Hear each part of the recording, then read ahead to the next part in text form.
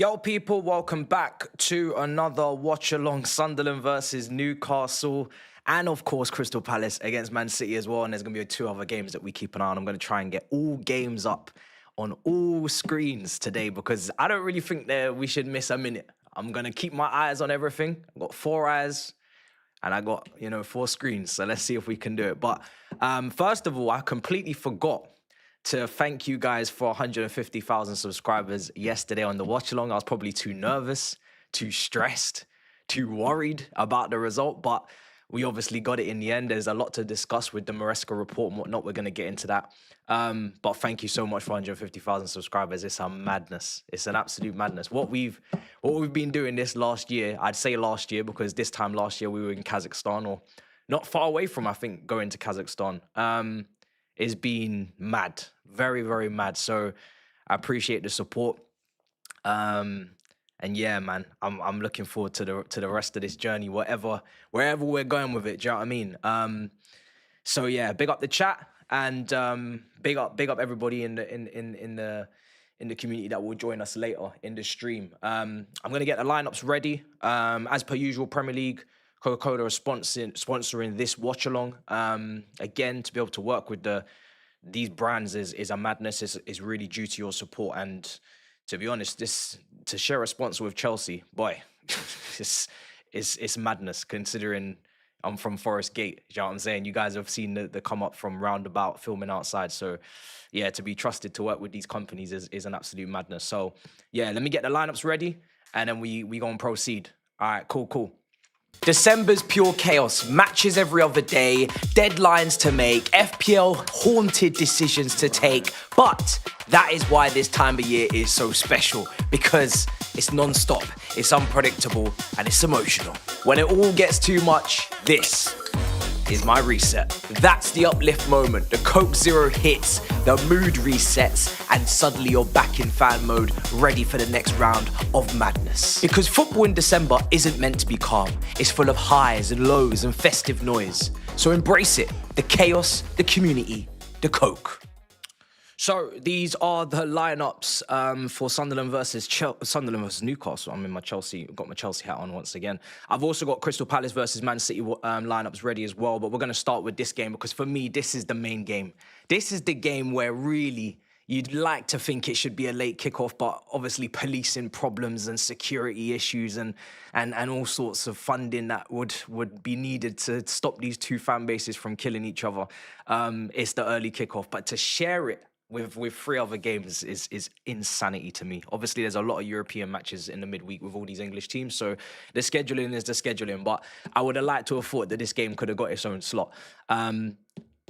This game was always going to be a lot of fun. Let's keep it a buck. Lineups are on screen. I actually might even run a poll as well, but let's just take this moment for what this could have been. Really, Sunderland are coming into this league as a team promoted from the Championship. This was not... And Newcastle, with all of the funding, with all of the, the new lease of life that they've got under the new owners, even though the PSR's kind of been limiting them, they've gone up a lot in the last couple of years as to where they were. This was not meant to be on paper even too even, but with Sunderland, the way they've played, the way they've invested, the way they've spent their money over the summer, the way they've been managed, this is one of the most even games you can get right now, especially at the Stadium of Light. And I'm just looking forward to a good old school, proper English derby. Like, not no nicey nice, like proper tackles, proper atmosphere, proper hatred.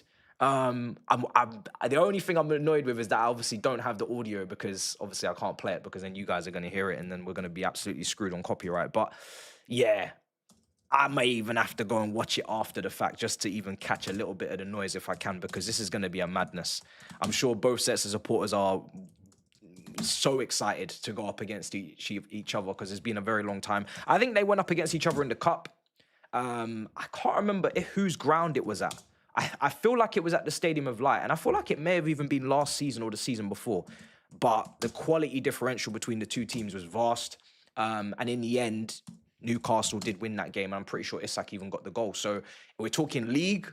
It's been a long time since they've met in the league. So yeah, it's a madness. It's an absolute madness. And I'm buzzing for it, man. I'm absolutely buzzing for it. And obviously, Crystal Palace versus Man City, I should actually pull up those lineups as well. Because after what happened, and by the way, after what, I fell asleep, right? I fell asleep. I'll be real. I was watching that game, and I fell asleep. I assumed by the time I woke up, it was going to be a very comfortable, comprehensive win for Arsenal. I did not expect it to go down the way it did in the end. This close to meltdown. This close to meltdown. I watched Turkish's review. Very close. People were very close to meltdown when that Wolves equaliser went in. Obviously, then they go and get the winner. And it would have had a very different kind of bearing on this match. But Man City have to win. Man City have to win this game away at Palace. Notoriously, Steve always says it's a tough place to go. But I just have a feeling that they played Thursday. It was a very easy game against Shelbourne in Ireland. I knew it would be a walk in the park for them, to be honest. The League of Ireland versus the Premier League is poles apart. So they were always going to win that game comfortably. But maybe, you know, it's not matchy. Maybe it might not make too much of a difference actually playing on the Thursday with how easy that game was. But if Man City are serious, they got to win this game. And they got to get out with the 3 points because, yeah, they got to claw it back. Was it in the FA Cup these two rivals met? It must have been, innit? Yeah, it must have been. All right, cool. We're gonna go through super chats as well in a minute. Also, thank you so much for the GoFundMe, the money raised for my friend, my audio engineer.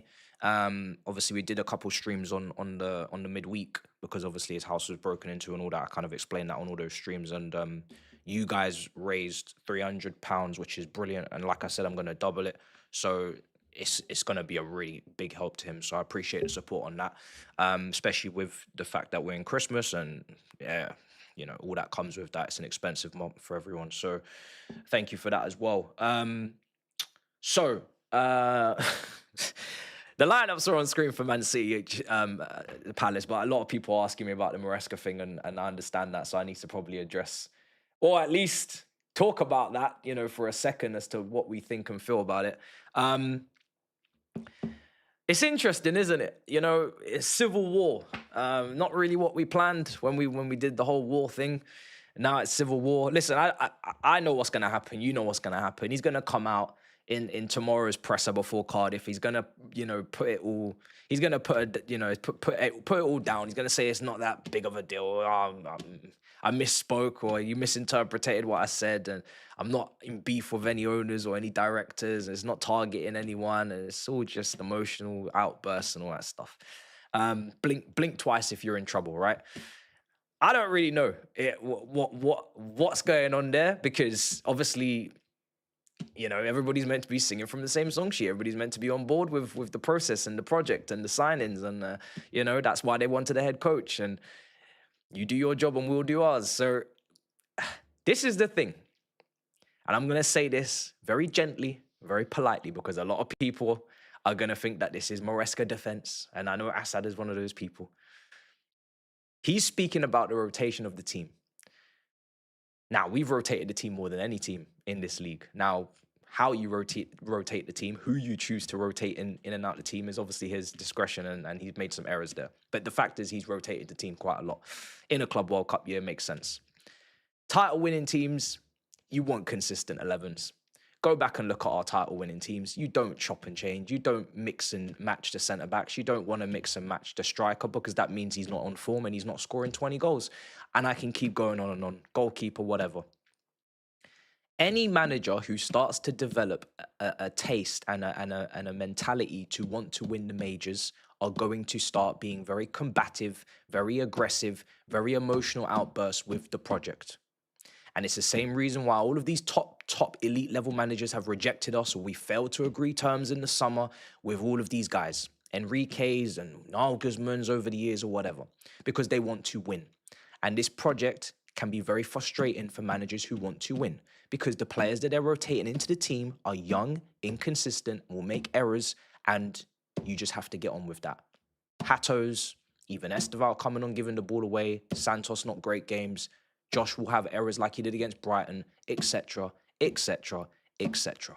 So, you either play ball and then you get criticised for having a loser mentality and you don't want to win the majors. Or you speak and you get sacked because your mentality got a little bit above station. Not all managers are going to wait 3-4 years to win a Premier League, which is whatever trajectory we're following if we're copying Mikel Arteta and Arsenal, as opposed to the reports. That's all I have to say. That's all I have to say. So you can play the blame game, you can point fingers, but that for me is the facts of the matter. That's my opinion anyway. I think it's frustrating. I think it's a very frustrating job, and I think it's people that want to win, and they have to take what they get in regards to the market. And I tried to say I don't think that I don't think that he wanted necessarily the type of players that came through the door. I don't think this guy's sitting in his office saying, do you know what I need on the left wing? I need Gittins and Garnacho. Not one or the other. I want both. Give me two raw, developing left wingers when I'm trying to go for the league as a manager. Yeah, thank you, directors. I'm very happy with the 90 million on those two. If I'm a manager, that's not what I'm asking for personally. If I'm managing Chelsea Football Club, I'm playing Football Manager, I'm playing FIFA, and I'm trying to win the league. I'm not going for your 77 rating Gittins and your 78 rating Garnacho. That's just me personally. But again, some people gonna think I'm being unfair or whatever. It's whatever. It's whatever. You know what I mean? That's just my point. That's my point of view there. Man lost his phone and blamed it on the directors. That's a good point. Where is my phone? Oh no, I got it here. Hey, at least my thought process is consistent. You don't have to like it. You may have never agreed with it. You may agree with it. Then you didn't when we won the Club World Cup. Then you swayed, whatever you want to say. But at least you can understand my logic. I've explained myself. Do you know what I mean? Until I see otherwise, that's what it is. Munir's injury is a huge miss. Yeah, it is. He was obviously missing for the last game against Fulham last weekend. Nathaniel Klein played that as well. Let's talk about Crystal Palace, actually, because thankfully, and I mean this, thankfully Sarr comes back into this team. I'm sorry, I've watched Nketiah the last 2 weeks. I know he scored last week and blah. I've watched Nketiah in person the last 2 weeks, and I swear it is like Palace are playing with 10 men. This guy has been awful to watch over the space of 90 minutes. I'm being so serious. Mateta could do all the hold-up play he wants. Pinot can do all the trickery he wants. And this third man in the attack has just been awful. Bodied off the ball. Too many times losing duels. Too many times making poor decisions. Just honestly, I don't know how Crystal Palace fans feel about it, but from my point of view, in person as well, oh my God. So, yeah, good to see Sarr back in the team. He obviously got injured in the game against Manchester United. They lost that 2-1. Mark Guehi's been absolutely outstanding. What a captain. Do you know what I mean? The guy obviously wanted to go. He had medical with Liverpool over the summer, so it's a bit long for him, but he definitely deserves the move that he's going to get in January or in the summer. You'd probably think Palace should probably sell in January, get some money in. They're not going to be in any relegation battle. It's obviously going to mess up their ambitions European-wise, but I don't know if they can afford to let a player of that caliber go for free. But yeah, the rest of the team picks itself. You know, it's exactly what they've been doing over the last couple of weeks. No surprises. I'm just glad to see Sarr is back. I think the front three is a lot more balanced now, a lot more threatening, and a lot more chance of getting some points out of City, who play. Reinders comes back into the team from midweek. Silva's in there. Cherky, Foden, Haaland. O'Reilly's been brilliant. Great against Real Madrid. Plays again today at left back. Out-Nori still can't get back into this team, which is interesting because you could argue that the formation doesn't really suit him as well, being a wing-back at Wolves. But he's going to have to adapt. And yeah, that team again picks itself. There's not really any surprises now that I'm going through it in that City team. You kind of expected all those guys to play. And they're fresh off the Real Madrid win, so they should be confident and they should be trying to step to Palace. But let's see. I'm going to go through the chat in 2 seconds as well. I just want to actually put the Newcastle, Sunderland teams back on screen. We didn't really go through those. Who is in that side there? What have we got? Been very impressed with Sunderland's defence this season as well. Obviously, they've actually taken points off all the big teams, Sunderland. They took points off us, took points off Arsenal, took points off Liverpool, I believe. I can't remember if they've played City. But yeah, they've taken points off everyone. So it's going to be a close game. Talk about how Mamouche fell off.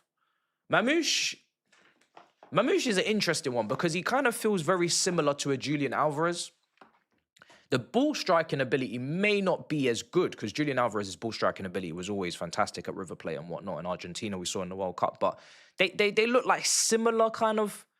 Not actually, no, they're not similar because I think Alvarez is definitely more of a 9. You could definitely make a case that Mamouche is more of a second striker, but I think they're both suffering from a similar situation, which is that Haaland is the main man.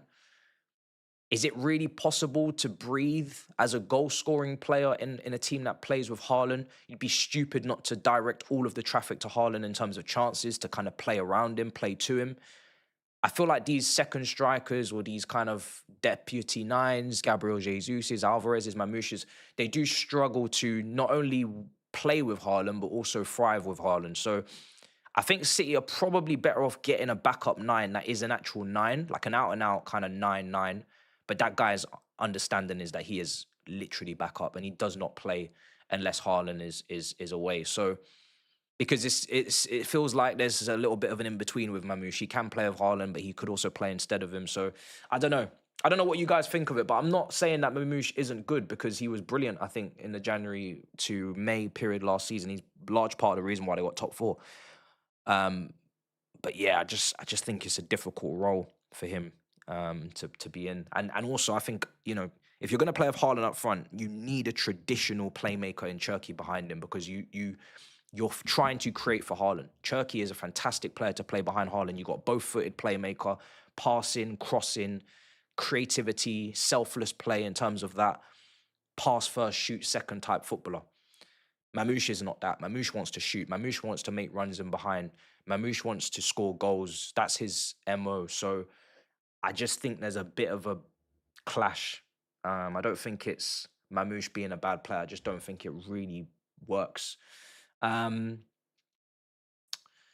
shout for flop of the season. He's been injured, isn't he? So I don't know. I think you kind of got to go with a player that's not been injured, probably. You know, someone that's played more games and then hasn't delivered where he's been injured. But I can't remember what he cost, but I was always thinking that was more of a Man United signing than a Man City signing for me. Someone, you know, he's got a chemistry of Cunha. He's played in a back 3. He plays wing back. It just made more sense to go to Manchester United. And Man United's left wing back situation is a disaster. Man City player 4.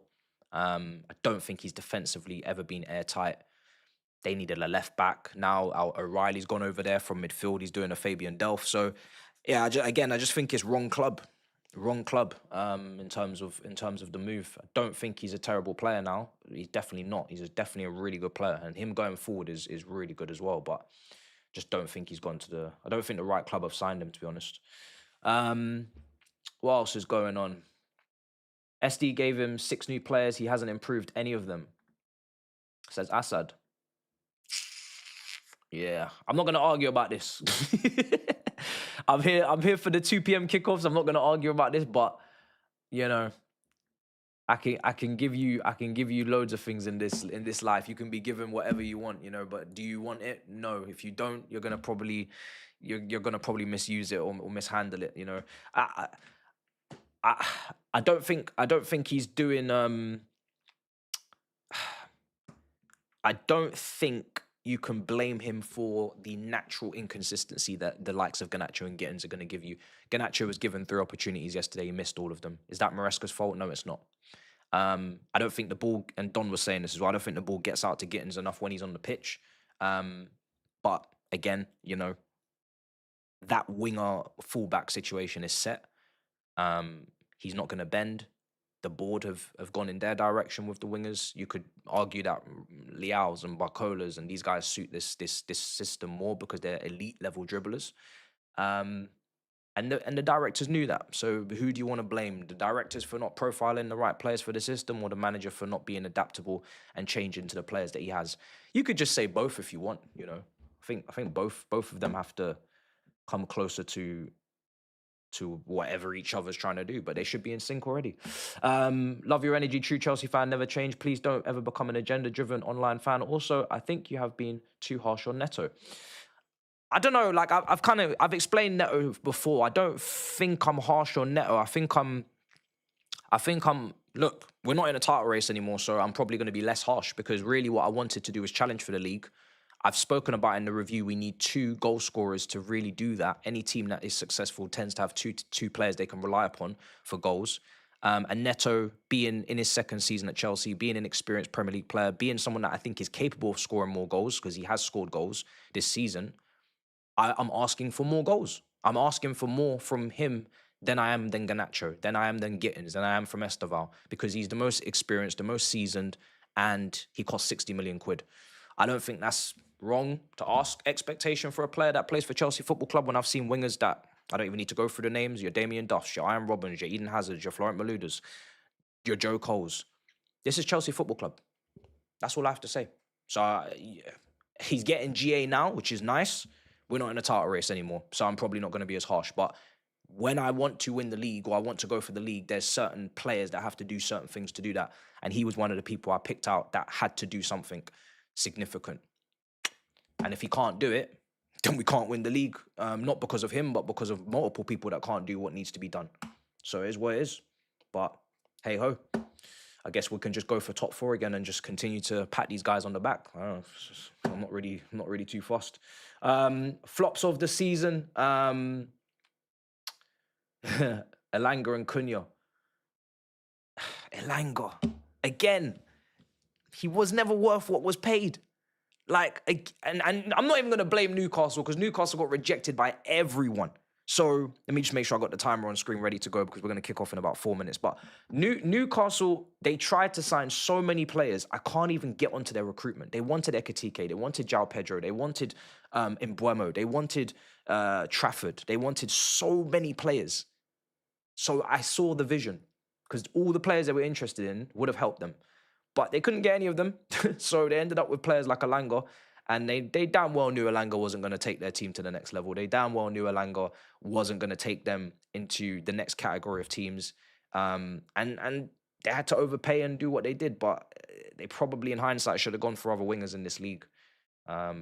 People will say Ndiaye and Semenyo and all these guys. But yeah, in terms of Elanga, he's a counter-attacking winger in a mid-table team at best for me and thrives very well in those scenarios and situations. But you're going into Champions League and you're going into the upper echelons of the league, probably facing more low blocks as you do so.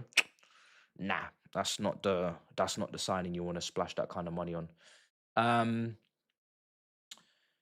Cunha, boy, I'll leave Saeed to answer that one. I'm actually shocked by Cunha, I'll be honest. I thought he was going to be a hit. He might still be a hit. It's too early to rule it out for any of these guys, but I am actually quite surprised that Cunha hasn't hit the ground running. He plays in the same system he played at Wolves, similar system, similar position.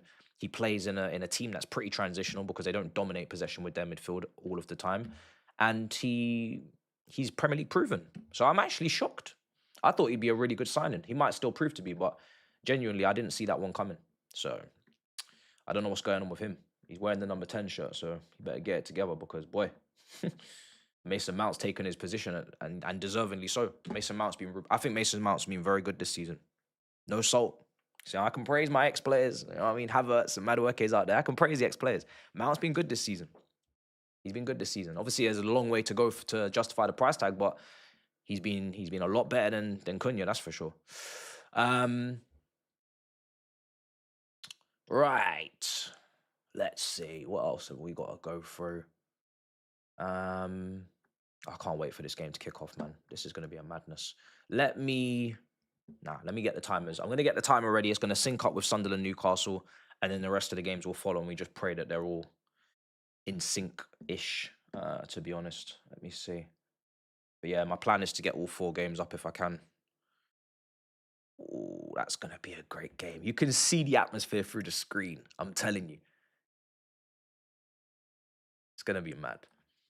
It's going to be mad.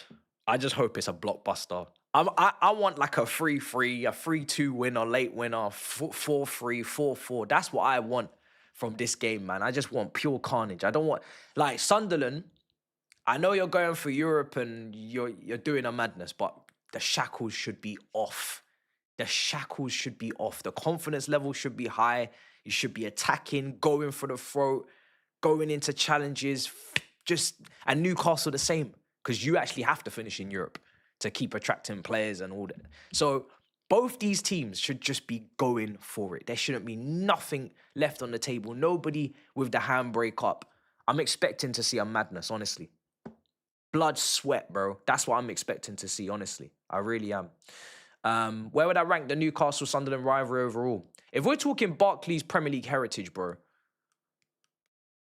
it's difficult. Arsenal-Tottenham's very high. Oh, I always find ranking rivalries difficult because unless you, I don't even know how you can really do this fairly. It all depends on so many factors. Like all of these teams that we're going to mention, Liverpool, Everton, Man City, Man United, I don't think is as strong as maybe Man United, Liverpool. But again, that depends on who's going for what at the time, trophies. And Man City fans absolutely hate United. Man United probably hate Liverpool more. I don't know. You have to speak to the Mancunians about that. Chelsea, Arsenal, okay, it's maybe watered down a little bit. Chelsea, Tottenham's a lot right now. Arsenal, Tottenham.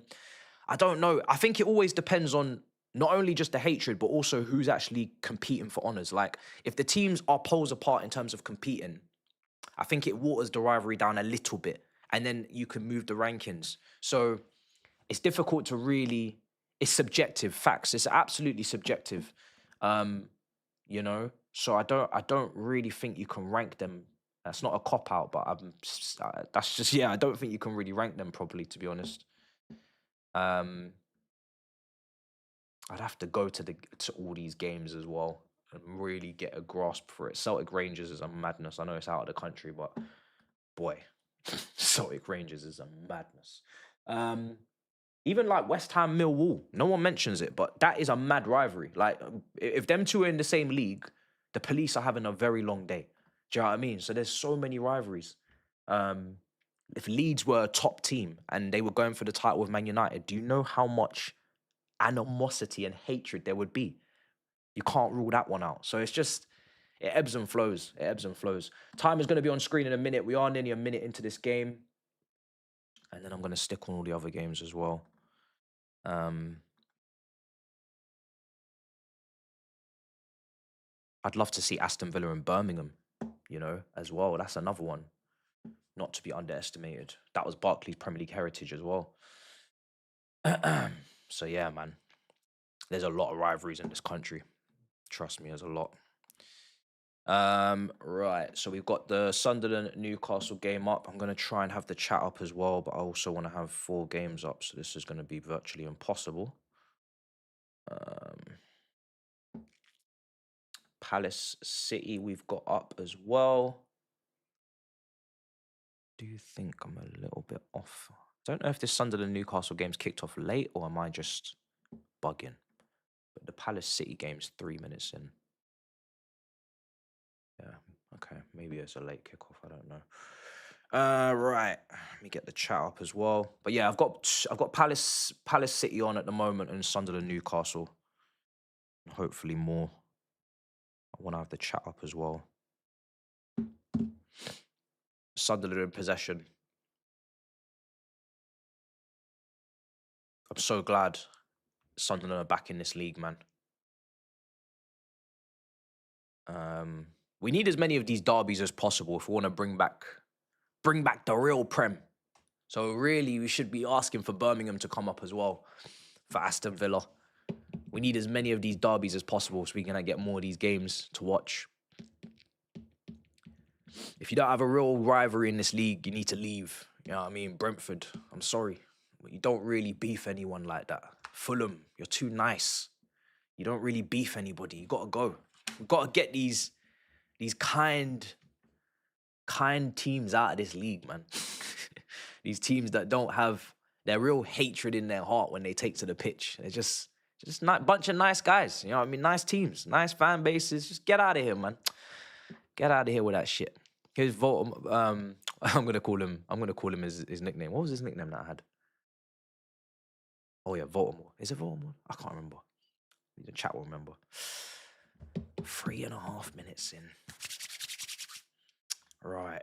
Can I get a third game up? That cheeky. I think it's cheeky, chat.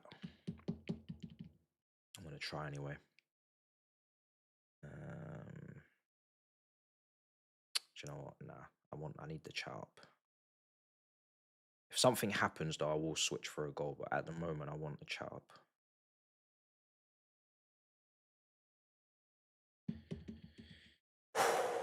Bunch of nice guys, bro. Bunch of nice guys. 1-0 to West Ham. Quickest goal so far in the Premier League. Oh, wow. Against Aston Villa. That is a good thing for us, I guess, if you're trying to get back into that third spot, if you're Chelsea. Aston Villa 1-0 down. West Ham have already taken the lead. The goal has come from Fernandes. Fernandes has scored. Why do you want Villa to lock in, bro?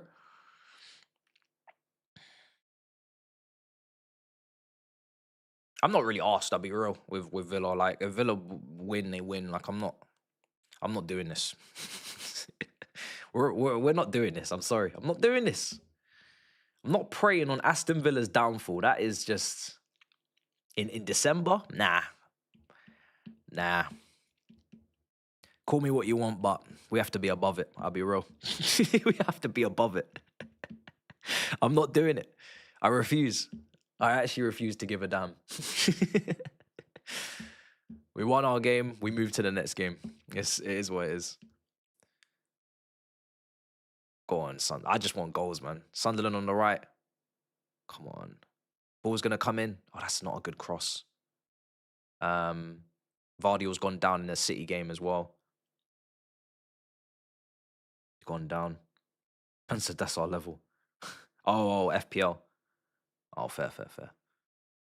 That game's too conflicting, man.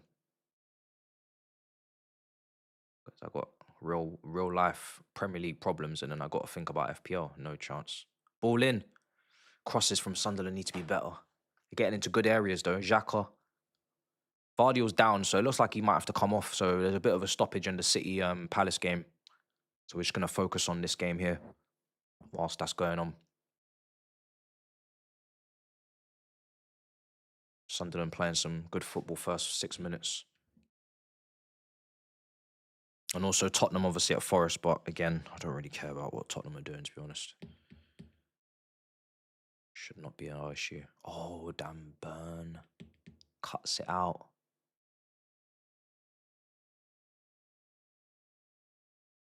Come on. Is that Tuchel? Yeah, Tuchel's at the Palace game. He's in London for the weekend. Oh, okay. I need to get my timer sorted because I'm about 1 minute and 15 seconds off now. Let me see if I can fix this.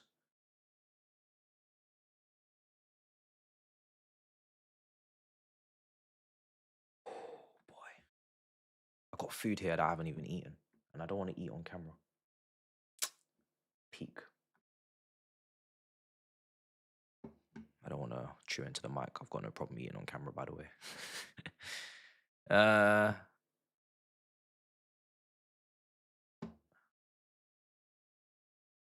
Second.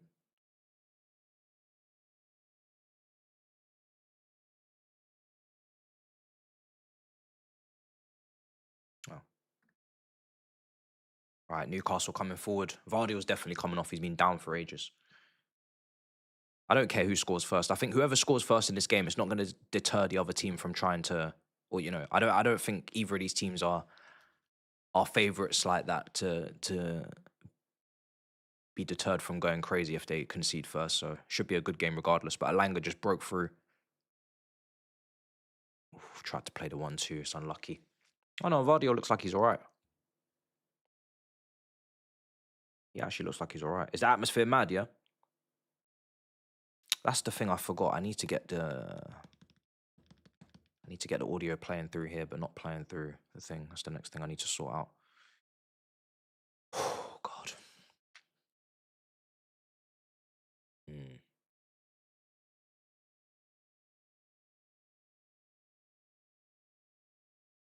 Sunderland are back on it.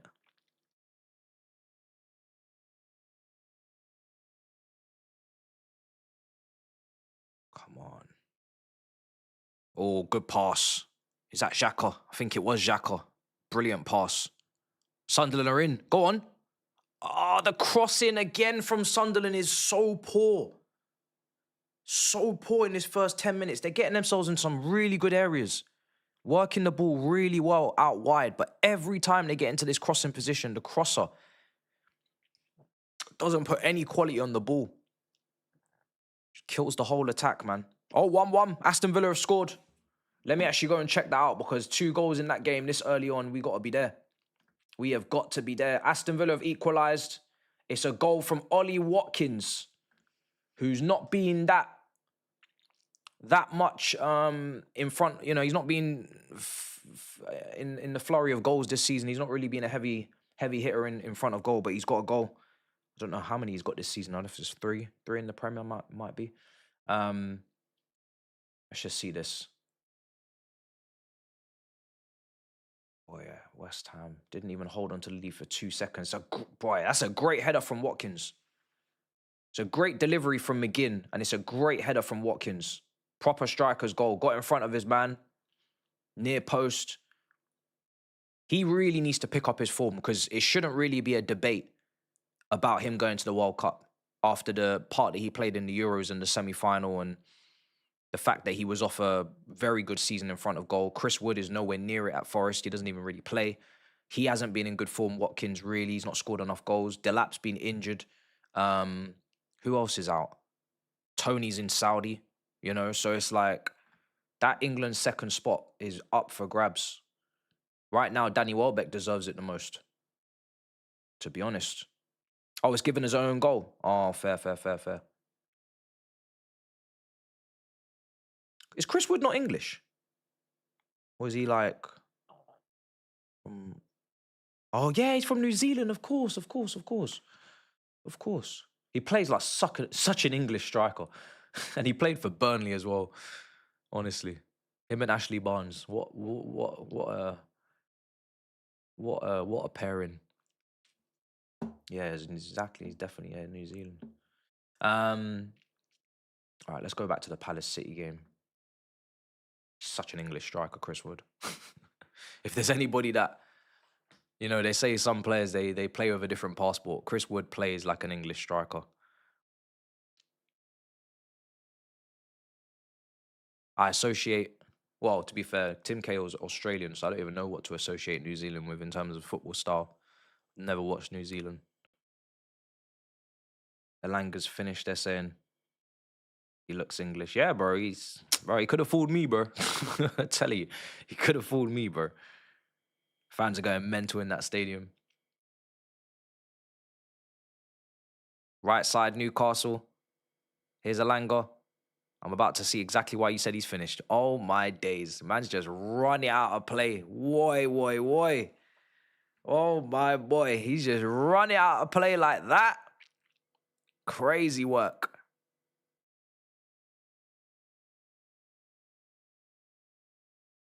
Watermod. Boy.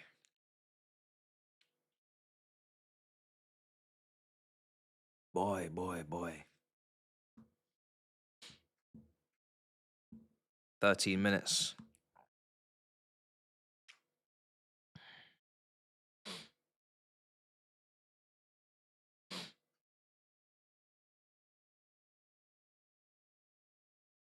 $12 minutes gone. Let's see this now.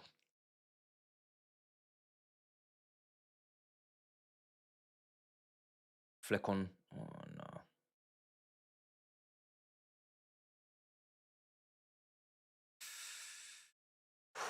Both these games are kind of boiling, but we're still waiting to see who's gonna make the first sucker punch. There's not really much going on in the Palace City game. Kind of just trading possession at this point. Not really any massive chances that I can see. Whereas it feels like there's a goal coming for Sunderland in this game if they can just get the crossing on point. That's a good ball. That's the cross you want. But there's nobody attacking it. There's nobody attacking it from Sunderland. I don't know how. It's a great ball in on. Oi, listen. Outside the left boot. Yeah. Trademark Salah. Salah cross there.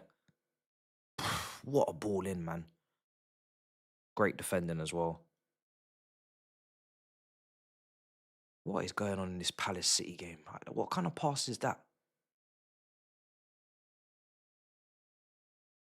Oh, yeah. I can't put 2 timers up at once with this software I'm using, so I just have 1 timer. Do you think it's the beginning of the end for Maresca? I sure hope not, but it really just depends on results, bro. Because we know what they're going to do in terms of they're going to let it play out to the end of the season. He signed a 2-year contract when he came in. That 2-year contract's going to end in the summer. If there is unrest behind the scenes, it only means that he has to do more. So they don't have a reason to sack him or to terminate or to mutually terminate. He's got to win a trophy, bro. He's got to win a trophy. He has to be in the Champions League next season, and he's got to win a trophy.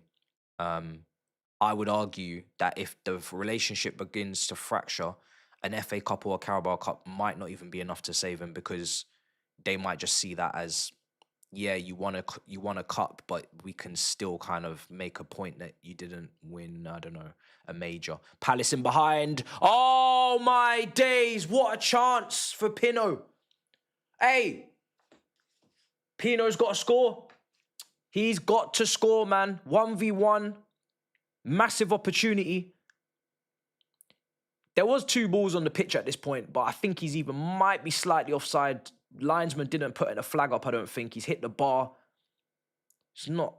Yeah, he's got to score, man. Sat up so nicely for him as well. The whole goal is gaping. He's got to score. He's got to score. When the ball's off the ground as well like that, you could just maybe lift it over the keeper or just... Little chip. It's easier to dink it over the keeper or something. He's just got to score that. But he might have been offside anyway. I didn't see the linesman put the flag up, so... Was it a 5-year deal that he signed? Oh, okay. I thought it was a 2-year deal. Who signed a 2-year deal? Was it Poch? Maybe it was Poch. Okay, yeah. Okay, so then... okay, well then that's good. At least he's got 3 years left. But even then, I don't know what wages he's on, but it probably wouldn't be difficult to pay him out. He's probably not on a lot of money, man. I can't imagine a manager from Leicester's being able to command a lot of money out of Chelsea. So, yeah, I don't know. I think, yeah, regardless of the contract, I think if he doesn't, he needs to do very well in the Champions League to kind of justify any fallout, but they can't really say anything to him in terms of moving him on. If he gets to like a semi-final of the Champions League or a final, I think it's a lot harder for them to justify it. But yeah, if it's a Carabao Cup and a 4-4, that should be fine for him. But if he misses out on top 4, then boy, and the relationship ain't good, he's gone. Could be gone. He's on a 4.2 million a year. So what is that a week? To be fair, I don't even know what managers' salaries on average are anyway, but make it 80k a week. 80k a week. I wonder where that sits in terms of the league table of Premier League managers' earnings. 80k. Oh, they've hit the bar.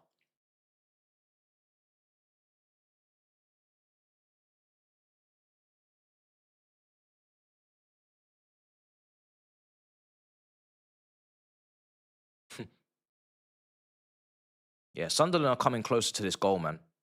They're the ones pushing. They're the ones making the opportunities. They're the ones getting closest to goal. Oh, no, it's not even hit the bar. Again, it's just a nasty cross. I thought it hit the bar, but it's just a nasty cross again from Sunderland. it's just another example of a terrible ball into the box in this first 20 minutes, 18 minutes. But Newcastle are not able to keep the ball, man. Sunderland just taking it off them time and time and time again. They're much better in possession, Sunderland. Newcastle chasing shadows right now. I think they're lacking a bit of ball retention in the front three. Every time it's gone up to the front three, it's just been dispossessed. Can't seem to get out of their half. 10 million average for big managers. Mm.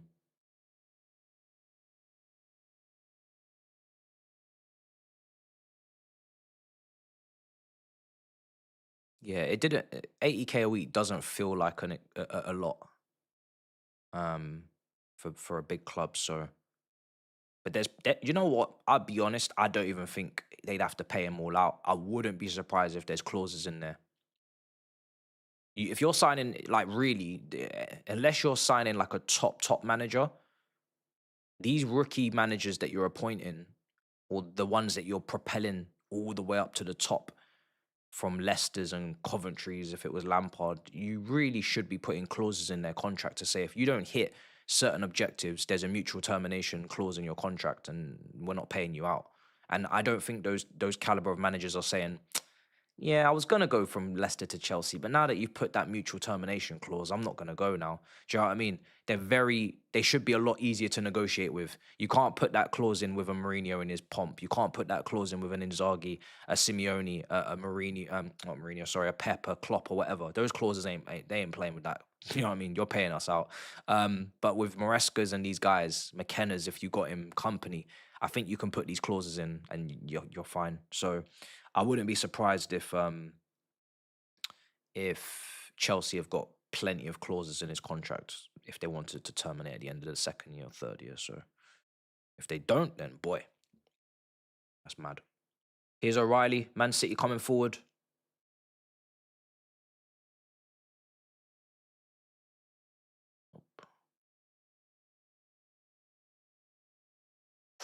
21 minutes gone in that game, 20 and a half minutes, well, 22 minutes nearly in City Palace.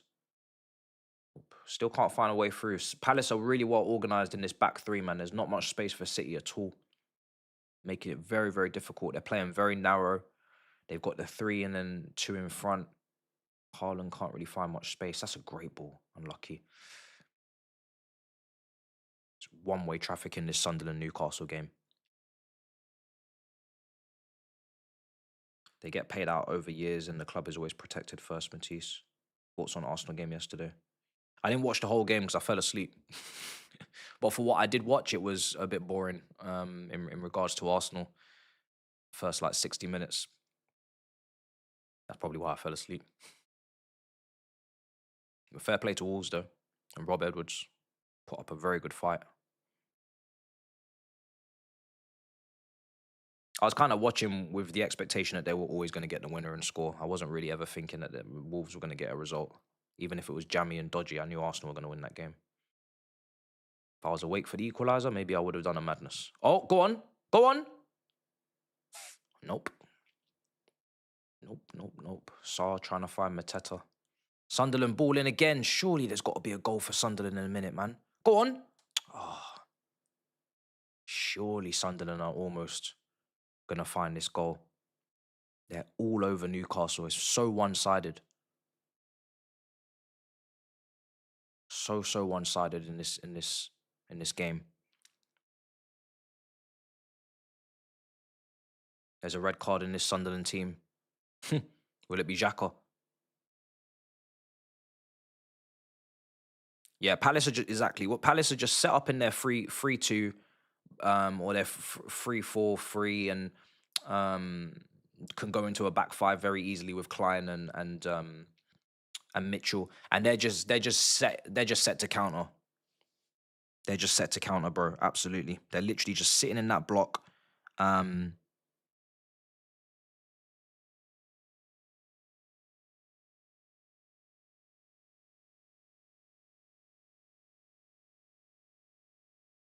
they're just waiting. And that makes sense. You're playing City, they're going to look to dominate the ball. They've got players like Foden and Cherki in form that you need to shut down the spaces, close down the spaces. You don't want to give them time and room to operate. So from Palace perspective, it's a simple game plan that they've executed many times before. And they've played City in the FA Cup final. They've played, Liverpool in the Charity Shield. They're very good at taking points off the big teams this season, especially in the early part of the season. Took points off us at the bridge. So yeah, this is bread and butter for them. This type of game. It's just whether or not City can. Ooh, is that onside? What a shot from Pino again. It's a poor strike. Palace have worked so hard to find to make that play. Just the counter-attack in general was just on point. Everybody's making the right move, the right decision, and they just bottle it at the end. West Ham are 2-1 up against Aston Villa. Let me even switch, see if I can grab a look at this goal. 2-1 to West Ham. Jared Bowen, apparently. Yeah, it is Bowen with the goal. Newcastle just starting to try and mount an attack through Livramento. Let's take a look at this Bowen goal. So West Ham with Paqueta. Paqueta plays a brilliant ball. I think it's for Diouf, is it? Down this left-hand side. That is a ball. And then no, they claim for handball. They play on Diouf, swings in a beautiful cross, headed away, shot. Bowen's onside. So there's no conversation there about Bowen getting that tap in front of the keeper. He's played onside. He's played onside. I'm not sure which defender it is playing him onside. Let's take a look. Yes, musical statues back there.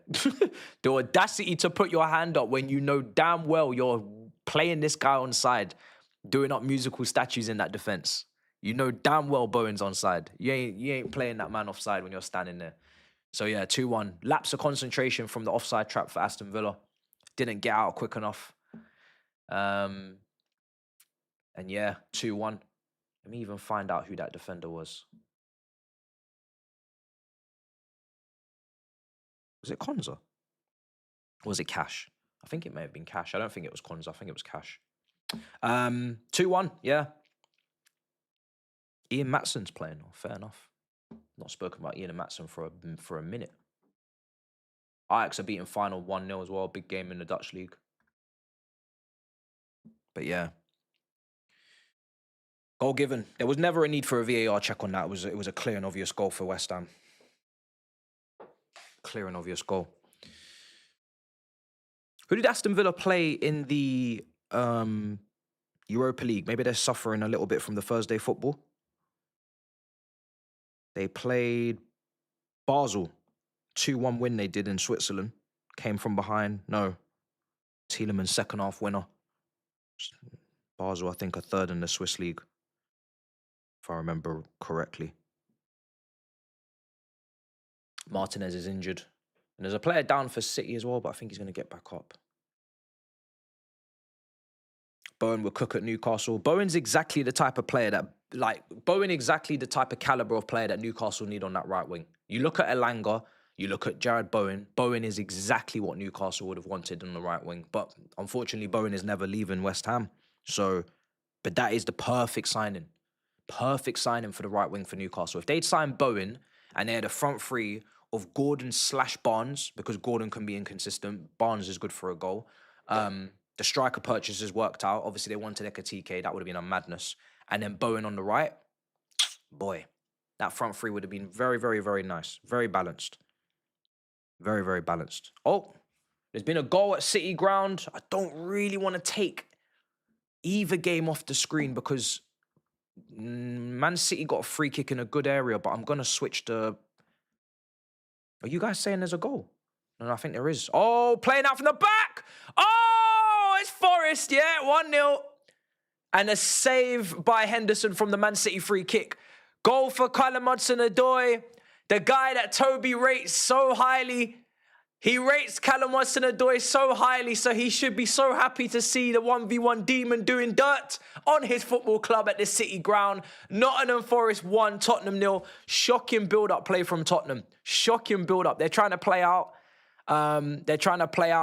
And they've been caught napping, intercepted, and Nottingham Forest have basically walked it in the end.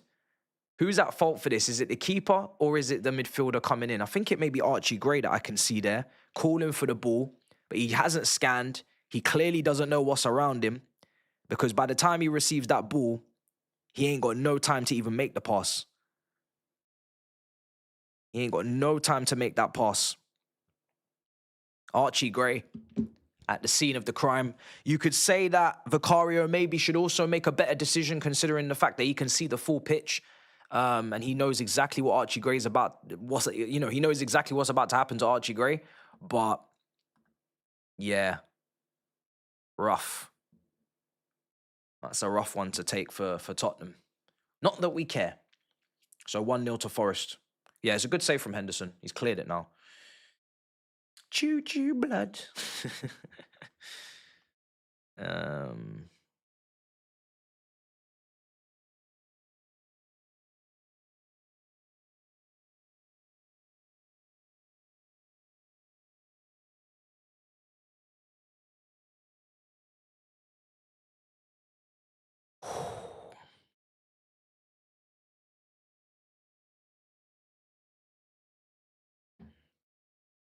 Vicario.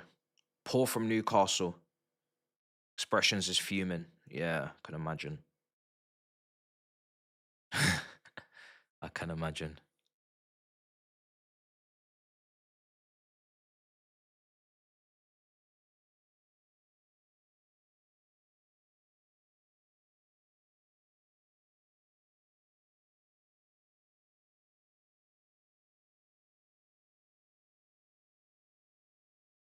About to hit the 30-minute mark.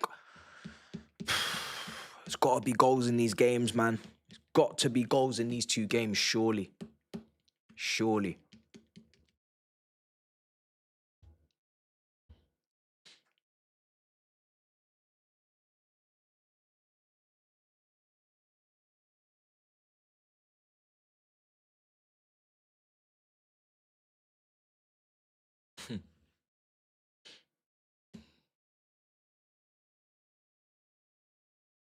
It's left-hand side.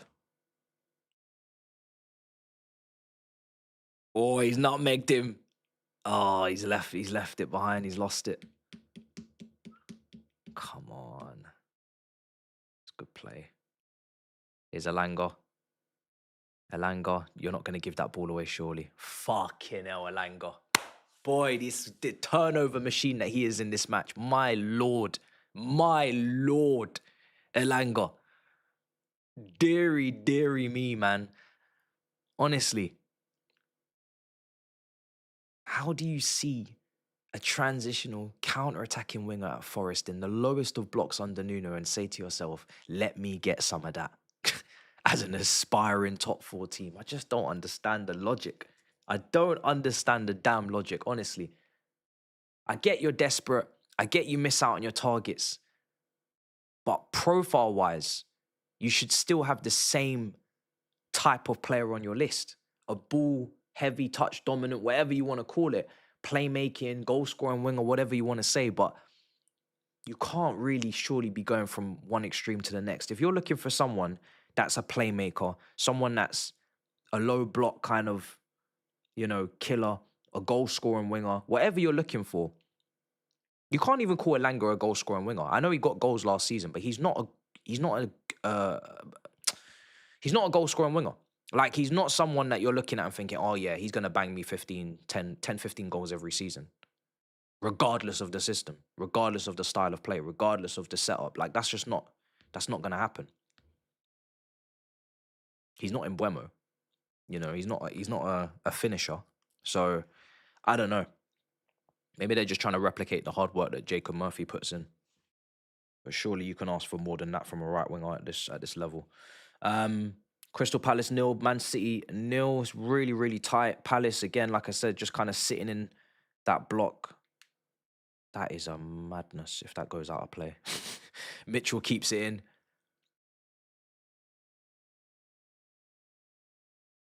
Oh, guys, I forgot to say. So I was obviously at Fulham last weekend to watch Palace, yeah?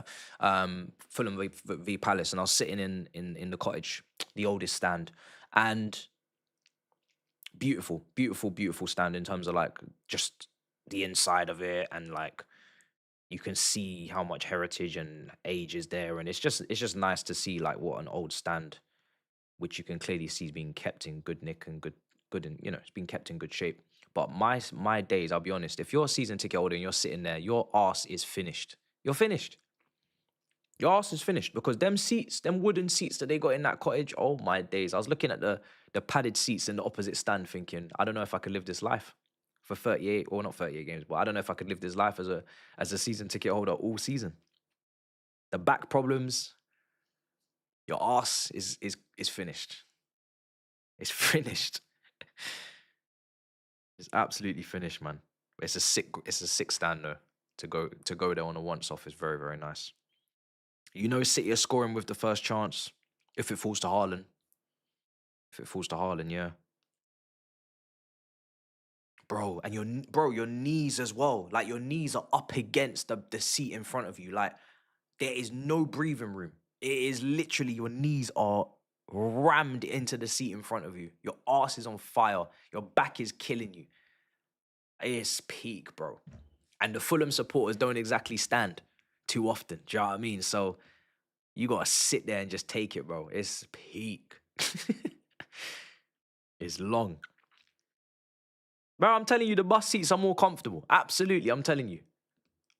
Bro, don't knock it, bro. The bus seats, absolutely immaculate in comparison to that. National Express coach, boy, it's a different ball game. You're living a different life over there. Hacked over the bar. The flexi bus seats are better than that, bro. I'll be honest. It's peak. I don't know how them man there are not crippled, bro. Sitting in them seats every season is peak.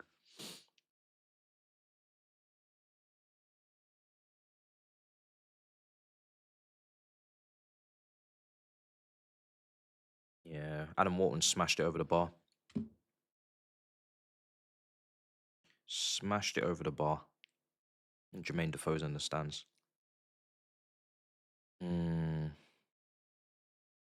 How are there goals in both the games that we're not covering? How is that happening? Really? Almost a second goal for Forest. Where are Tottenham in the league? 12th. Ooh. Tottenham are 12th, yeah? Interesting. Very interesting.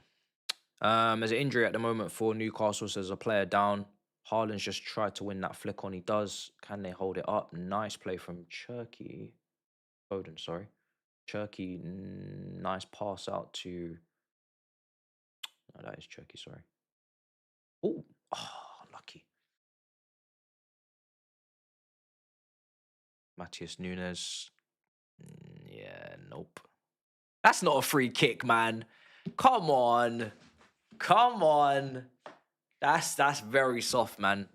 Matheus Nunes knew he was losing possession. It was 2-on-1. He knew he weren't doing a damn thing in that corner there, man. Okay, maybe. He body checks him a little bit. Pino didn't need to do that, to be fair. Yeah, he body checked him as a free kick. Dan Burns the one that's winded, it seems, or down, but he's gonna come back on. But I think Nunes has milked it for sure. He's milked it. I chose the wrong matches. I know. I couldn't look at the other two ahead of these two, man. One's title race and the other one's big derby. Cherky. Flick on, headed away. Yeah, Man City get it back. Have Newcastle had a shot? Must have had a shot.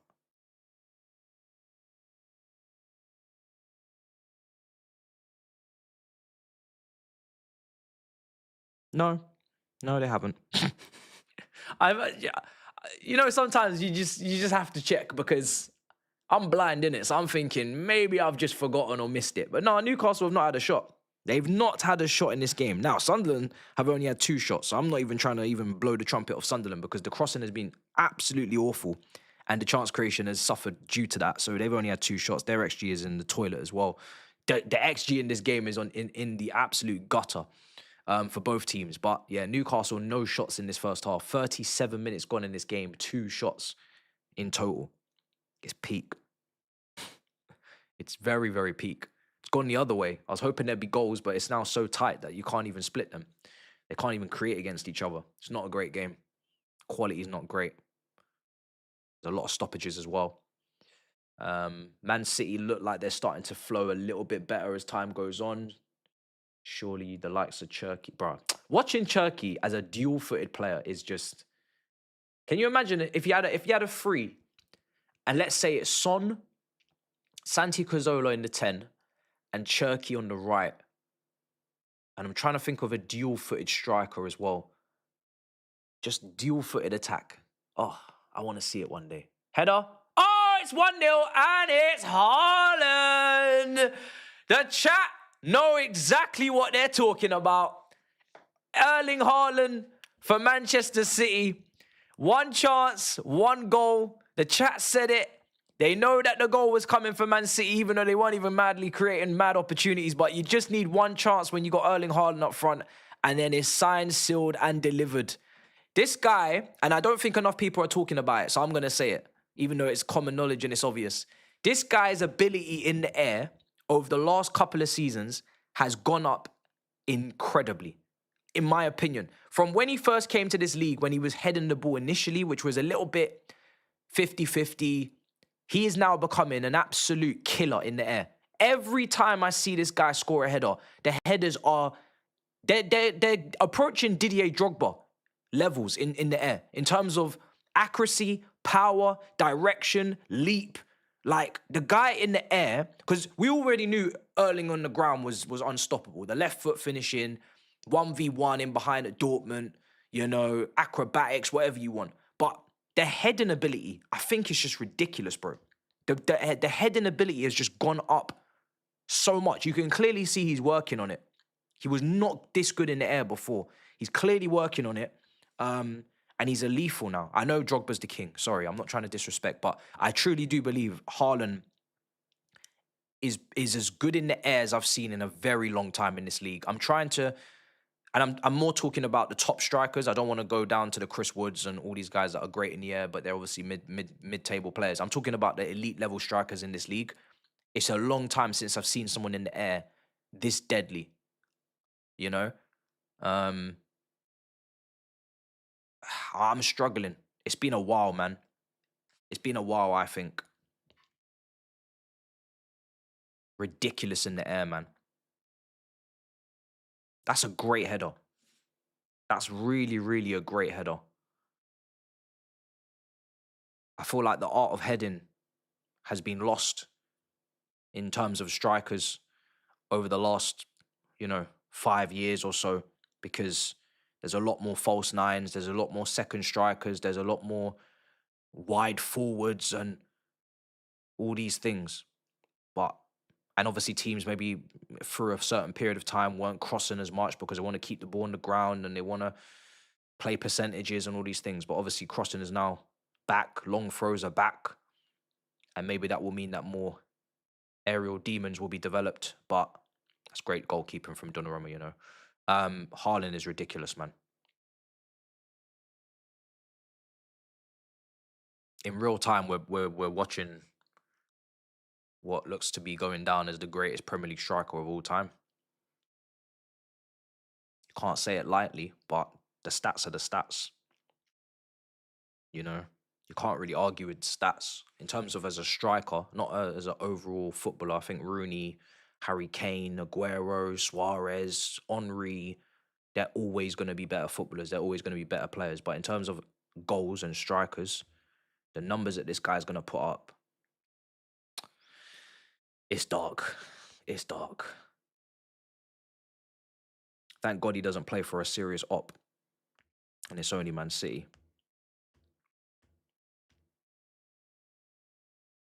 Happy birthday to you, brother. Mazza UK. 89 Mazza UK. Big up to you, bro. What do you mean people forgot your birthday, bro? Go slap them, bro. What are you talking about people forgot your birthday? Well, in your household? That's outrageous. That's absolutely outrageous. Don't stand for that. You have to make them feel guilty in a minute. I don't know how you're gonna play your cards and what your plan is, but you need a revenge. I can't lie. Revenge is on the cards there.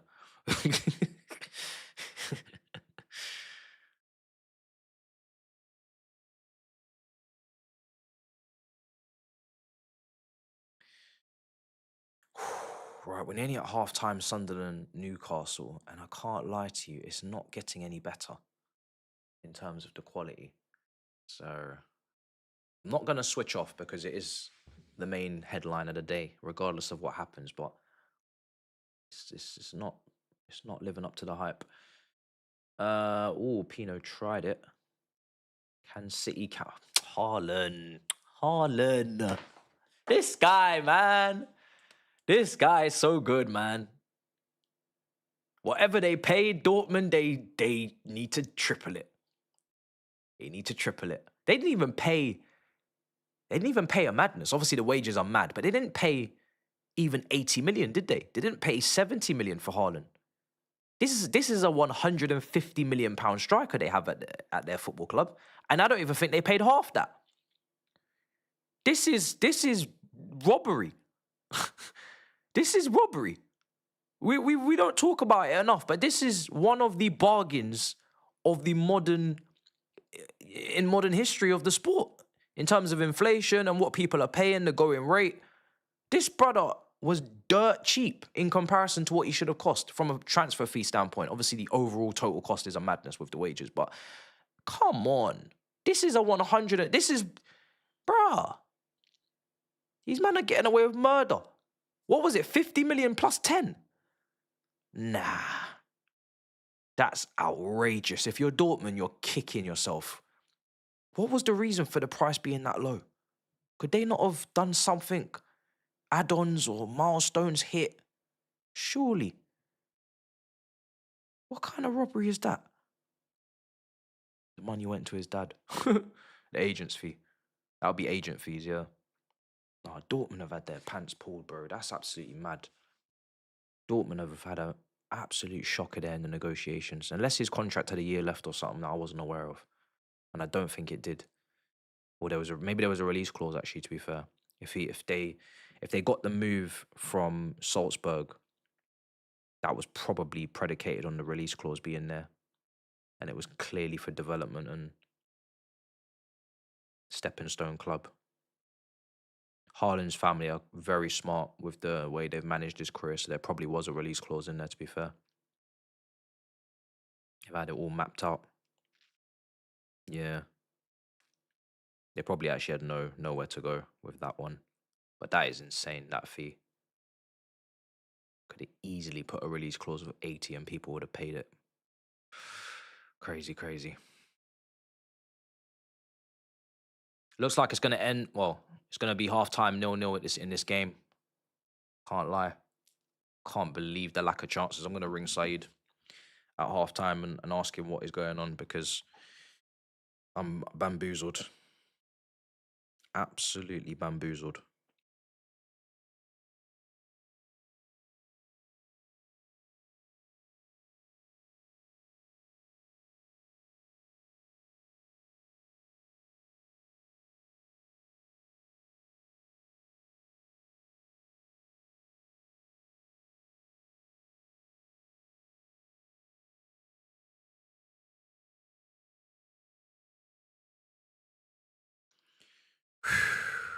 Boy, this is not what we had scripted today. Half-time in the Palace City game, 1-0 to Man City at Selhurst Park. Erling Haaland with a fantastic header to split the teams. Crystal Palace have not really created... that's a lie. Crystal Palace have created chances. Pino's had a couple of good ones, but you need more chances. They've created some chances, but they're going to need to do more. I don't feel like when you're coming up against someone as deadly as Haaland, you can really be too shocked that you're 1-0 down if you haven't created more and you haven't taken your own chances. You kind of need to go into games against Man City expecting that you need to create double, even maybe triple what they've created before you can feel hard done by. They've had 7 shots, but only one big chance to City's one big chance. It's the quality of the chances they really need to be creating. The biggest and best chance they had was Pino, 1v1, and he hit the bar. He hit the bar. So, you know, you hit the bar, Haaland hits the net. What do you expect? I think we need to see more from all of their forward line, really, in terms of the quality up there before they can really expect anything. And it's gonna be half-time in this Sunderland. It is half-time in this Sunderland Newcastle game, and if I speak, I'm in trouble. So everybody's at half-time. And I'm gonna see if brother Saeed is around. See what he's saying. I would call Tobes, but I don't even know if he's at home or he's at the game. I need to ask. I need to actually ask. I'm not too sure. Hold on, let me see. Maybe it's too early anyway. Let me just let it be full time. Hello, brother. Yo, what are you saying, Matisse? Brother, all I'm saying is 1v1 Demon has put Tobes in a blender, bruv. You know what I mean? Bro, 1v1 Demon, you know? You know what I'm saying? So he better find a way back because I'm enjoying that big six on Monday if that's the final score. What are they sitting in? 12th? 12th? Bro, he runs his mouth a lot for someone in 12th right now. That's all I'm saying, bro. Bro, they're irrelevant. Someone said to me, yeah, like, yo, Tottenham are losers. I said, you know what? I'm not even looking at Tottenham now, man. They're not in my radar. Facts. Like, I'm not bothered. Like, cool, they beat us. Yeah, they're like, but I'm not, it doesn't really give me, like, you know, it doesn't even bring you joy anymore. It's just, it doesn't bring me joy, man. It's just whatever. It's just whatever. Do as you please, really. You know what I mean? Do as you please. Nobody cares. Have you actually gone to the game, by the way? I'm pretty sure he told me he was getting a train to the game, like there was some sort of special train that they were going to take to the game, and it was going to be a great day out. I don't actually know if he's gone. To be honest, I didn't actually follow up on that, but he might be there. Check his story. What's his Instagram story saying? His Instagram was like he's going somewhere. He's like he might be going. He might be there. He might be there in person for the beating. Yeah, but I don't know. I've not seen it now since he's been in the stadium. You know what I mean? But it's a special game apparently because of. Oh, he's there. He's there. There you go. Check the story, bro. He's there. Lovely. Lovely. He's there, bro. Hey, I can't lie, man. Yo, listen. Talk to me though. Palace should be 3-0 up. Pino's missed some big chance. They've only actually had one big chance when I checked the stats. Pino hit the bar. He should have scored that. Yeah. He should have scored that. Right. Half chances here and there. Yeah, a lot of shots, but not enough quality. But bro, Haaland, I was just saying, Haaland's ability in the air has gone mad. Yeah, it's gone better, you know. I can't lie to you. Bro, it's nuts. It's nuts. That header is very difficult, you know. Mm-hmm. To angle that and then get it across Henderson. Yep. Like, that's very, very good. But that's a real chance of the game, and it's 1-0. That's why I'm like, I think that game's over because Palace don't get better as the half goes on. Yeah, that's true. They did get a late winner last week, but I've watched them against United. They weren't better in the second half. I think Thursday. No, they get tired. They don't have options off the bench. Yeah, the bench is weak. You're right. The bench is weak. Man. You don't want to see Nketiah at this point. To be fair, I'm not lying to you. For us, it's better. I'm not saying, listen, you know me. I don't want Man City to win the league, but at the same time, we need a race. We need a race as well, bro. We need a race.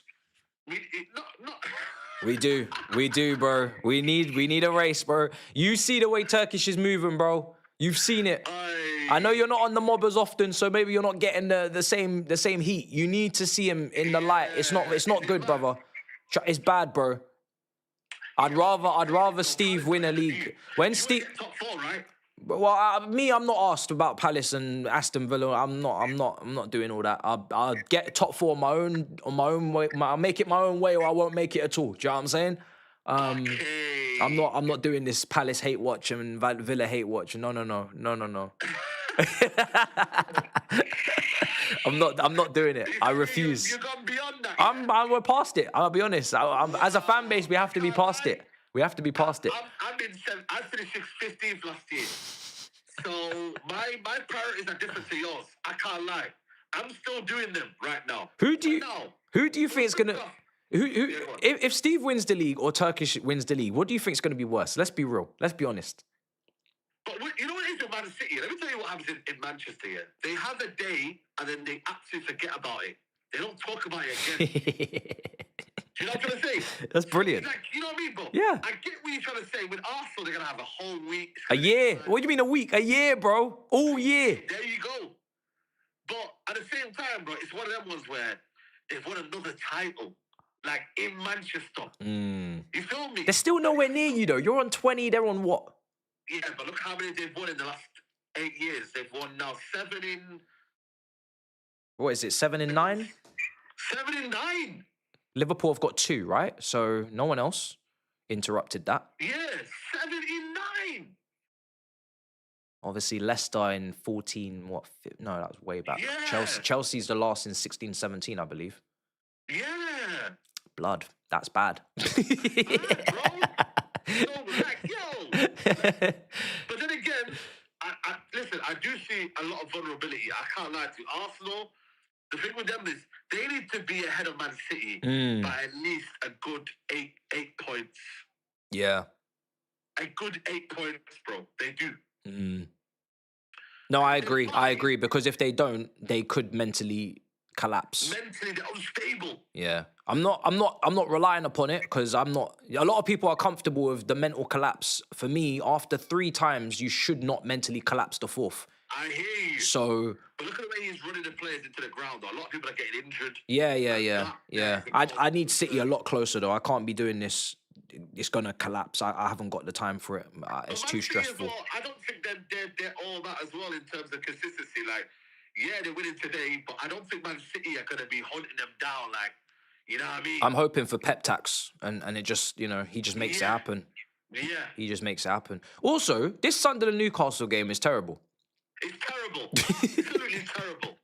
What? Too much passion, bro.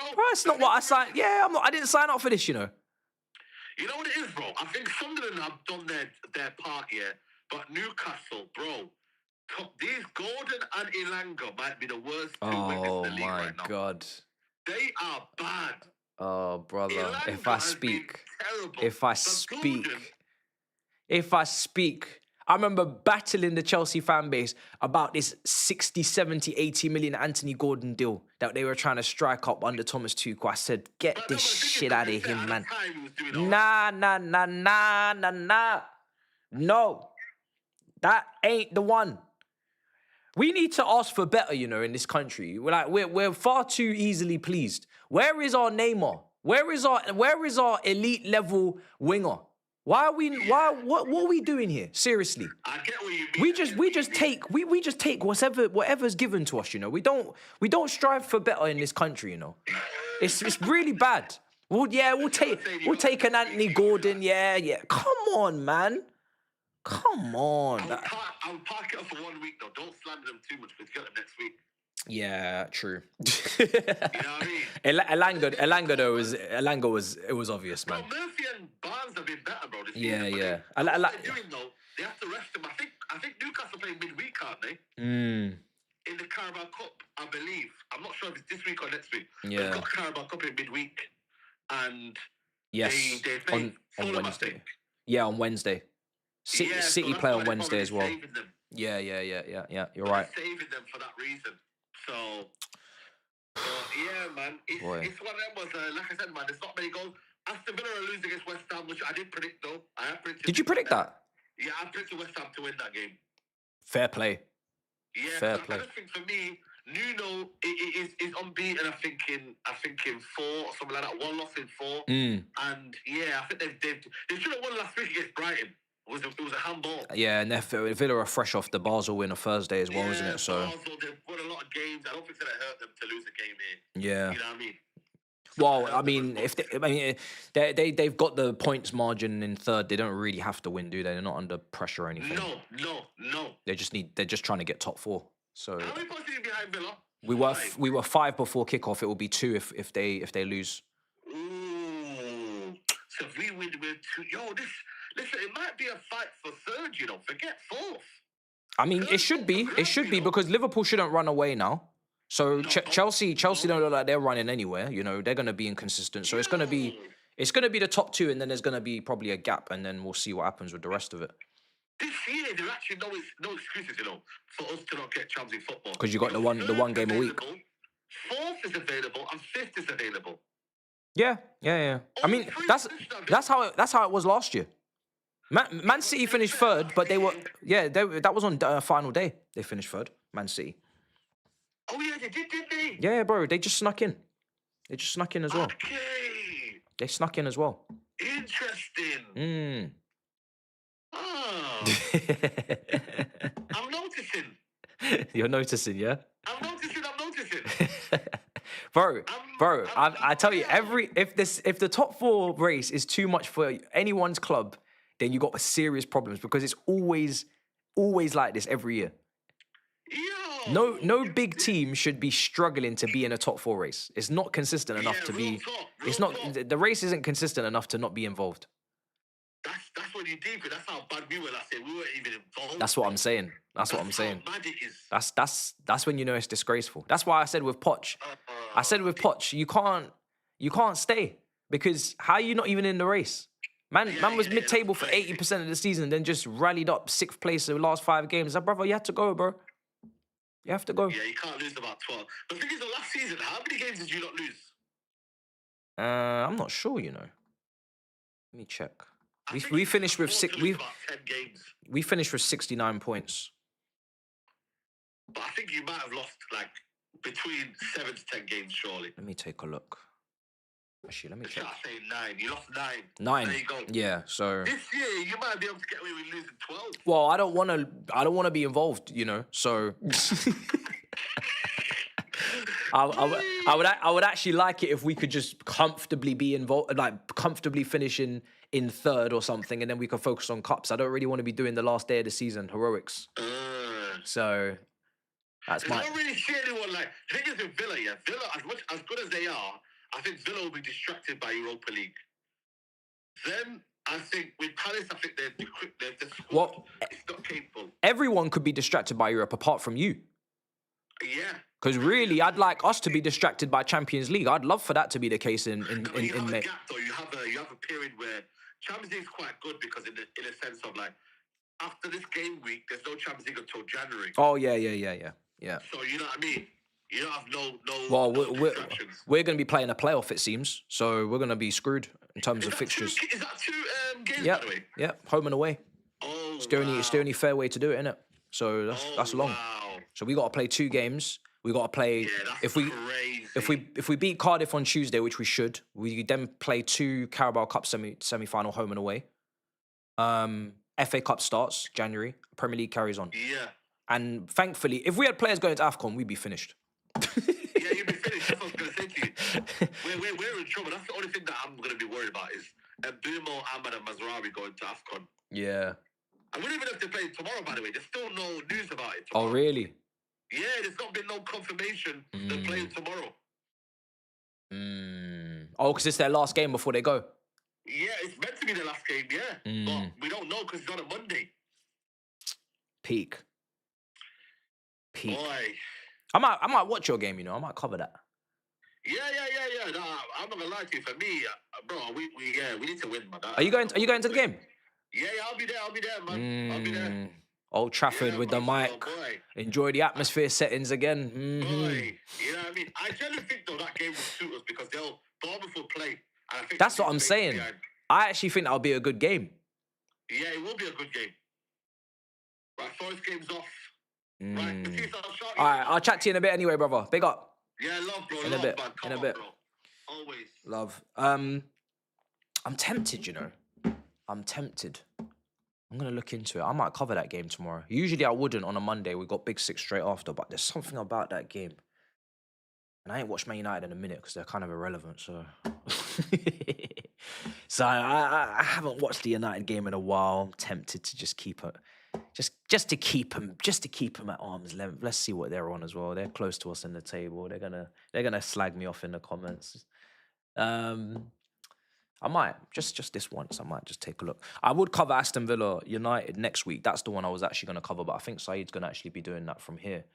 Because we got Big Six stuff that we're gonna be doing for Christmas. So I think he's gonna be on the watch along here. So I wouldn't even be able to do it. I might just chill with him and just jump on his one. But yeah. So if I'm gonna cover United game before Christmas, that might have to be the one. So yeah. Let me speak to my designers and my peoples and let me see what I can conjure up. You know what I mean? Let's see what we can do. We're going to kick off second half in a minute. Time's going to be on screen. Super chat's coming in. I just joined, so I don't know if you have covered this already. Are you worried that Maresca's fallen out with the owners? His post-match conference was a bit concerning. I'm not really worried that he's fallen out of the owners because I like to see my manager not be a spokesman What was the word that we used a lot under Poch? Not under Poch. Who was it? It was even Maresca as well. There was a term that we kept using. Oh, God, you guys will tell me in the chat. Well, yes, man. Of course, yes, man.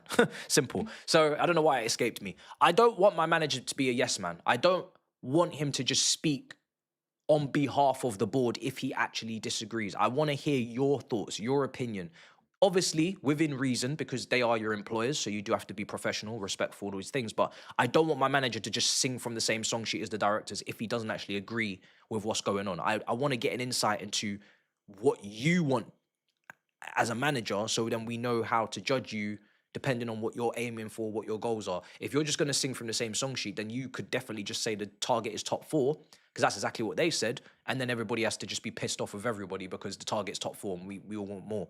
So if I start to see a winning mentality or winning attitude coming from him and it's not matched up by the board and it's not matched up by the signings, then we could start to differentiate what the problem is.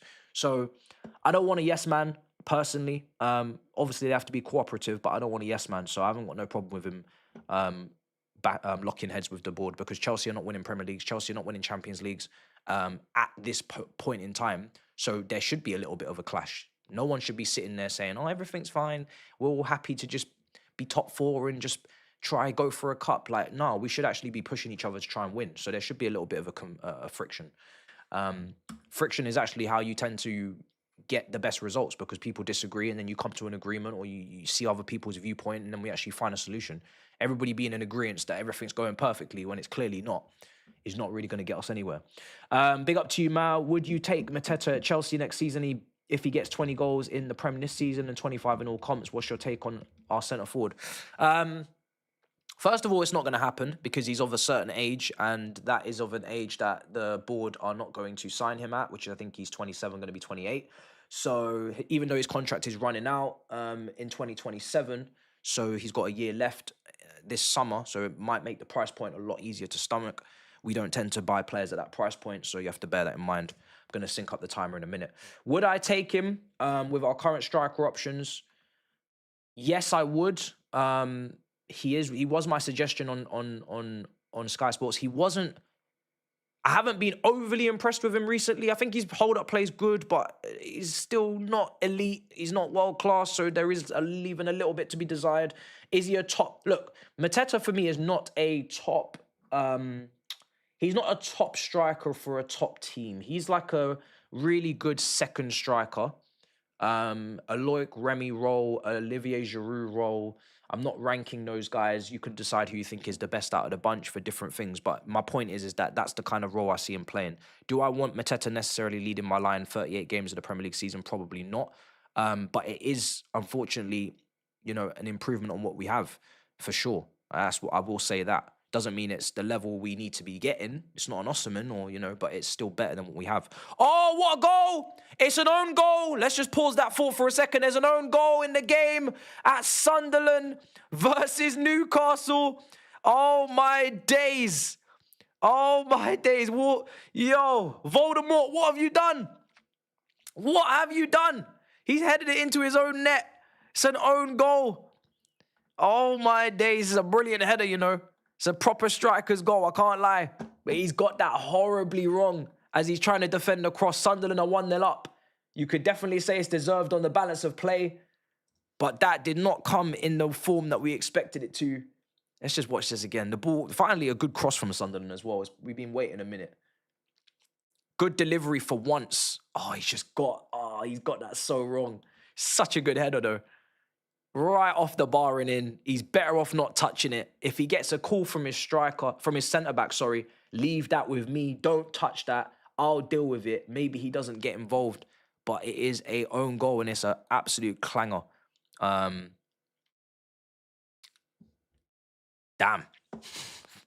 Peak 1-0 to Sunderland. As I was saying, so yeah, ideally, Mateta is your squad option. But he would be an improvement on what we have. So would I take him? Yes, because he brings aerial threat, he brings hold-up play, he brings strength to sometimes what looks to be a very weak front line. What he doesn't do well enough is probably press from the front, so you'd probably lose a little bit there, and that's quite an important thing for us at the moment. I think my new kind of ideal dream, not dream, but what I would really want is like someone like Julian Alvarez from Atletico Madrid. I think the way he's kind of kicked on since he's gone there has been brilliant, man. Just not even just the goal tally, but you're still going to get the hard work and pressing from the front. You're going to get the variety of finishing, the ball striking ability. You can shoot from distance. He's hitting free kicks. I'd be confident with him on both feet, more than anyone that we have currently. So I think Julian Alvarez would be the one that I'd love us to get, but it's very unlikely, and it's not going to happen. 2-2. Aston Villa have equalised in the game at West Ham. Let me see if I can get this goal. 2-2. I think Morgan Rogers has got the goal.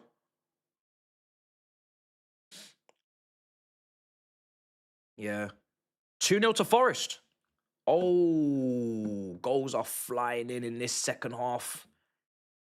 2-0 to Forest. Boy. Nah, Tobes actually can't catch a break. He cannot catch a break. Man goes all the way to Nottingham, and that's what happens to him. Peak. Very, very peak. Hudson-Odoi brace. If I ring his phone, he won't pick up because he's in the ground and there's probably no service. But boy, oh boy, do I want to ring his phone right now. I would love to ring his phone right now. Oh, man. Toby.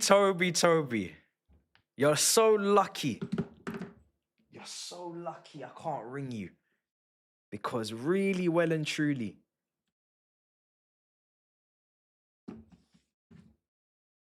you should hold corn for this. The 1v1 demon strikes again. I'm just going to have to enjoy myself on the big six, I'm afraid. That's just, I'm going to have to just wait. I'm just going to have to wait. But yeah, Julian Alvarez would be my top target because I want us to keep the press. I think a big part of our chance creation, whether we like it or not, is actually having a good press. If you're going to build a young team, you need to have a good press. There's no excuse for not having a good press. And I think the press has dropped off with Delap and it's dropped off with João Pedro this season in comparison to Jackson. And I think we're more than capable of winning the ball high up the pitch or forcing teams into clearances and then we get possession back. But the press needs to be better. And I'm sure Enzo Fernandez would strike up a very good relationship with Julian Alvarez as well. So you could be potentially getting more out of your £105 million midfielder. So, yeah, that would be my top target, I think, right now. Because Osimhen, obviously, is just not going to happen. So, but yeah, I think maybe Alvarez doesn't want to be in England, he's probably quite happy now in Madrid. It's nice and sunny and all that. So, yeah, it's not going to happen. But that's my top target right now. I've always liked Alvarez. We've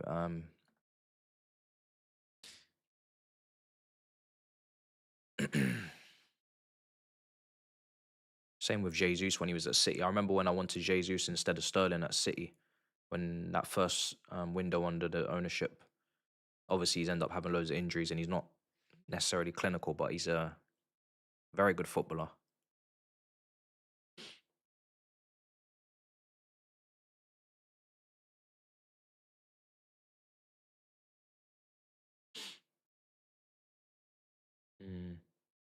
Do you trust Alvarez in the air?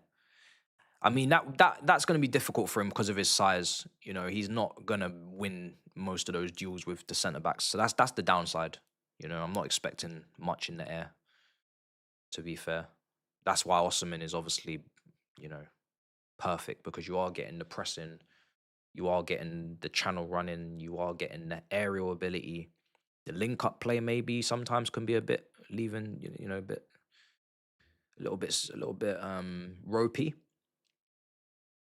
But at least you're getting serious threat in the box. proper anticipation and movement in the box, aerial dominance as well. I think Alvarez is a better finisher. I think Alvarez is I like his finishing technique more than Osimhen. He's got more variety. Well, I'm not even going to say variety because Osimhen has a very nice catalogue of variety. To be fair to him, he's slapped in a couple nice different types of goals, headers, volleys. But yeah.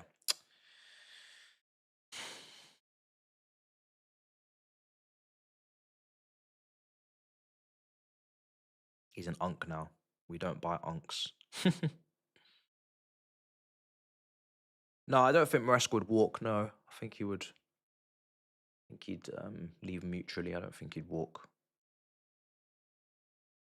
It's very rare that managers walk these days. Tend to all just wait it out. Here is Man City. Can they make it 2-0? They're coming forward. The shot is saved by Henderson. Haaland wasn't really accessible with the pass. I'll be real. It's not really on. Had to take the shot. Cherky's on the ball now.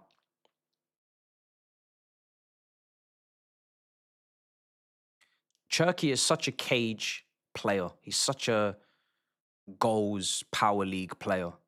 You see so many players like that. They don't even really make it sometimes because of the physicality. They don't make it because of the discipline, the tactical discipline maybe. But he is a throwback footballer. Early 2000s crop of 10s that we used to have in the 2010s. Well, not, I'd say the 2000s. 2010s onwards. Gets a bit murky sometimes. Watch the Cho goal. I do want to see it, yeah, but then I just didn't switch over in time. What's the catch with Osimhen? How comes the whole of Europe is avoiding him? I assume it's wages, bro. I can't really see why it would be anything else apart from wages.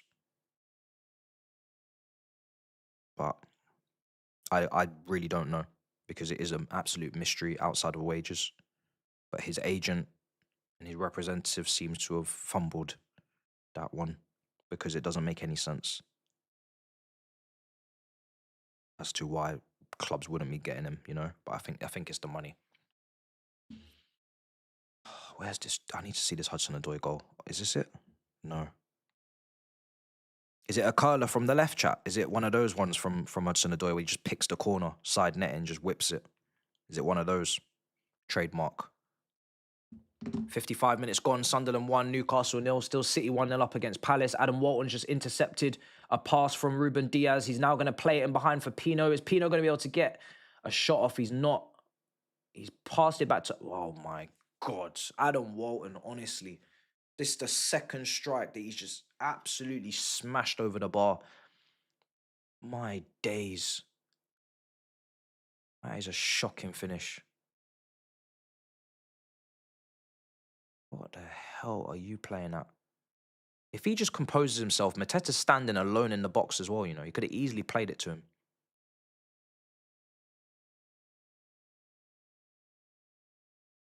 That type of finishing from Palace is what's going to make them lose this game 2-0. I think I predicted a Man City win on the Big Six. Can't remember the score. Was it his signature curler, yeah? Nice. That's exactly how I would have thought it would have been.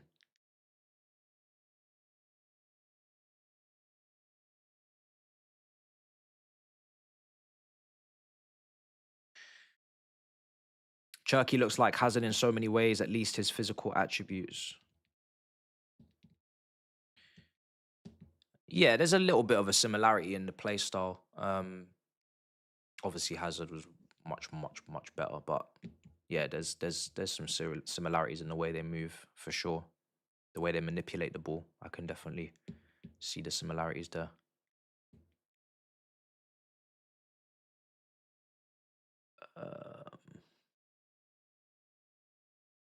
Ooh, that's not going to work out. Elliot Anderson is the one. They're saying Adam Walton's better than Enzo. I think Ekatike is a massive missed opportunity for Chelsea. Bro, I'm just annoyed I didn't put the video out. At least I would have had it on record.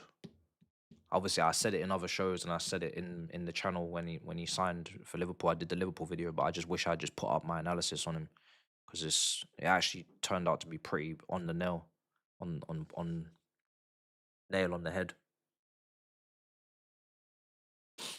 Proper Jackson replacement, that one there.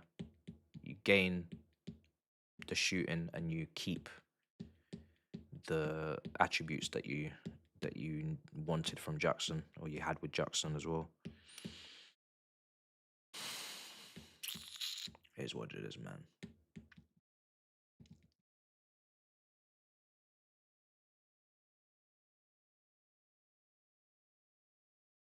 I would have signed him instead of Delap, I think.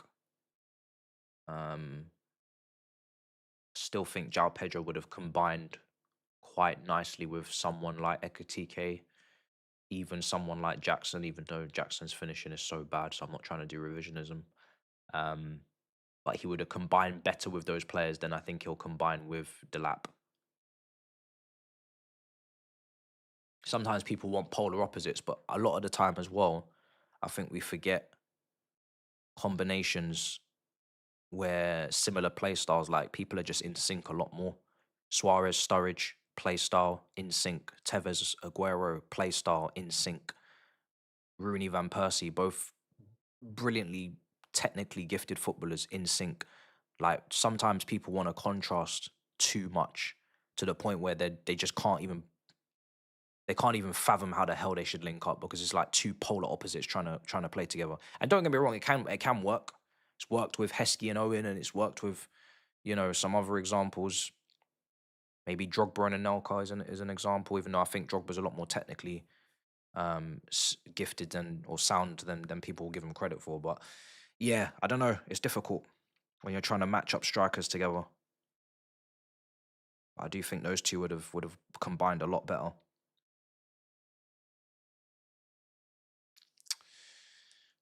It is what it is, man. Delap is a proper battering ram. Lone Wolf. Is that gonna Mark Gurhey? Is he gonna get out of this?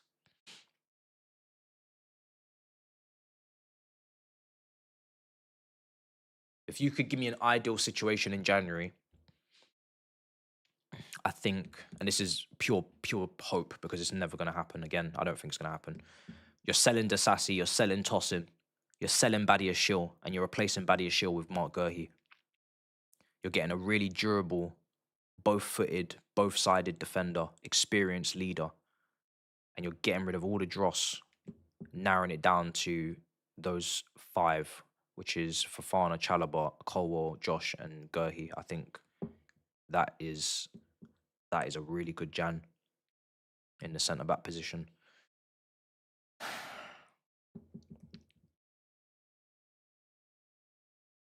Yeah, you ain't getting Bastoni, brother. Forget about it. You know, same way all of those Italian defenders never left the league. You know, Chiellini, you didn't get Nesta out of there. Maldini didn't get out of there. Zambrotta did, to be fair, the fullback. Grosso never got out of there, did he? Whole list of Italian. Bazzagli never got out of there. Bonucci never got out of there. There's so many Italian defenders that just did not get out of that league, man. So I'm not going to say that Bastoni's going to be one of the ones that do. It's not going to happen. Calafiori is actually one of the very few that actually did leave Serie A. Bruno Guimaraes shot straight at the keeper.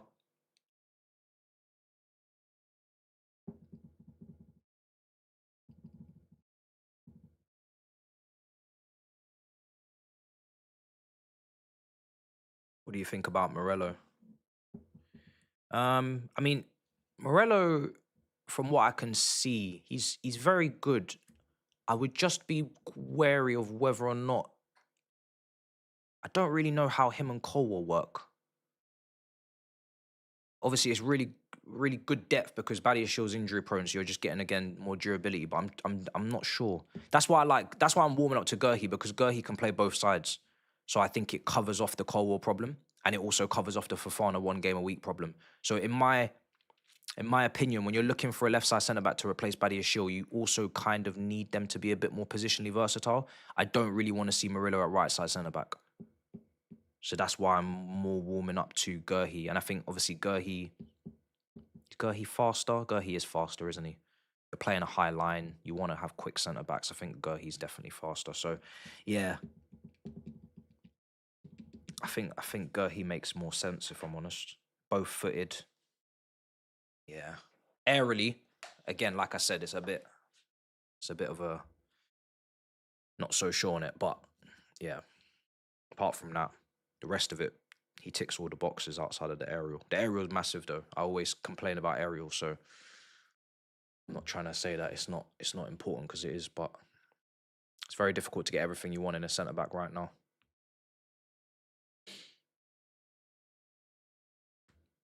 Don't sleep on Sarr and Insamino. Yeah, but I want to win the league next year. So Sarr and Insamino in the debut season, they're not going to be as reliable as Mark Gurhi. So I'm more thinking about winning the league.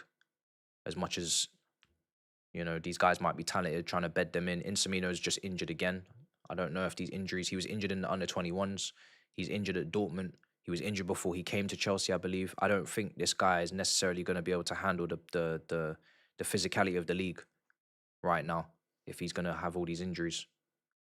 So we really need to be thinking about that. And Sarr, I've not seen enough to say, but Mark Gurhi's a lot more assurances, isn't it? Which is kind of what I need right now. I don't know how. It depends how Colwell comes back. You know, if Colwell comes back and he doesn't even look like he ever got injured, then you can deputise a Mamadou Sarr and get away with it. If Colwell's struggling, you need a top defender. You need a top defender. So depends. Still 1-0 to City. Still 1-0 to Sunderland. Giving Samino a Prem loan. Only if he's going to play, bro. You know how these clubs in the Premier League be. They don't play your players, bro, and then they just waste your time. I wouldn't be against a Strasbourg loan because the French league's quite physical. Oh, it's 2-0 to Man City and it's game over and it's Phil Foden. Steve's going to be hopping. He's going to be hopping in the chat. I'm already waiting for the message from Big Steve to tell me about Phil Foden. Second goal for Man City. Game, set, match. Philip Walter Foden is making the recovery. He's making the recovery. He was AWOL last season. Missing in action. World Cup year. Plenty of pressure on his shoulders. He's making the recovery. It's a really good finish. And Cherki is such an important player for Man City. We need to say it. Cherki's ability to carry the ball past 2-3 there, put it on a plate for Foden so he can focus on the finish. That is the difference between last season and this season if you're talking Man City and Phil Foden. I think this guy has just been able to kind of, you know, be his dance partner in that respect. There was a lot of comparisons about the two when they were doing kick-ups, and did Phil Foden feel threatened by Cherki's, by Cherki's presence? But really, these two, they're playmates. You know, they're age mates on the pitch, and they are definitely combining and connecting very, very well. Cherki doing all the creativity, and Foden doing all the finishing. It's working. It's definitely working. If you're Man City, those three together right now, Cherki, Foden, and Haaland, balling behind. Cherki's an absolute joy to watch. I know Culture Cams is reloading the video. I know he's reloading the video. I know he's about to review this. I'm about to watch it. I'm going to troll Steve. Foden, baller. Always said it.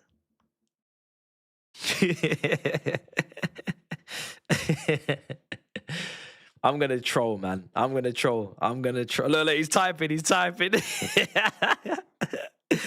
I might even give him a ring. Nah, he's not even biting. Come on, man. Cherky, some man. Nah, unbelievable assist. I can't lie. Unbelievable assist from Cherky. He's just laid it up and said, Foden, can you just put that in the back of the net for me, please? It's a really good finish. Great goal from City. The thing is with City is they're not even creating like a high volume, but when they are in the position, they're lethal. They're very lethal. And Foden is, I was saying on my review yesterday, you've got Haaland, do you have your second running mate in front of goal? And Foden is returning back to that position. Obviously, Mamouche could have easily been that guy as well.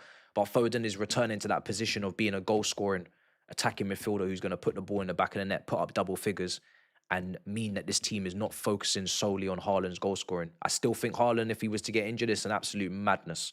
Of course it is. But someone had to step up behind Haaland in terms of the goal output, and it looks like Phil Foden's going to be that guy this season, it seems.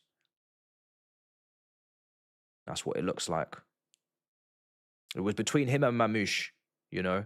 Those were the two. It was either one of those two that were going to fight for this second in command in terms of the goals, and Foden is winning the battle between him and Mamouche at the moment. That's what it is.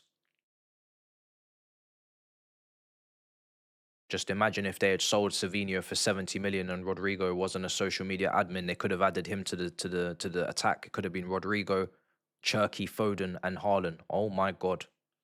Oh my god. If the Premier League had let that happen. You know I rate Rodrigo, some of you don't. But Rodrigo on the left wing in this Man City team, oh my God. With Cherky's playmaking, oh my God. Oh my God. I think it's a madness. Ball in, cleared.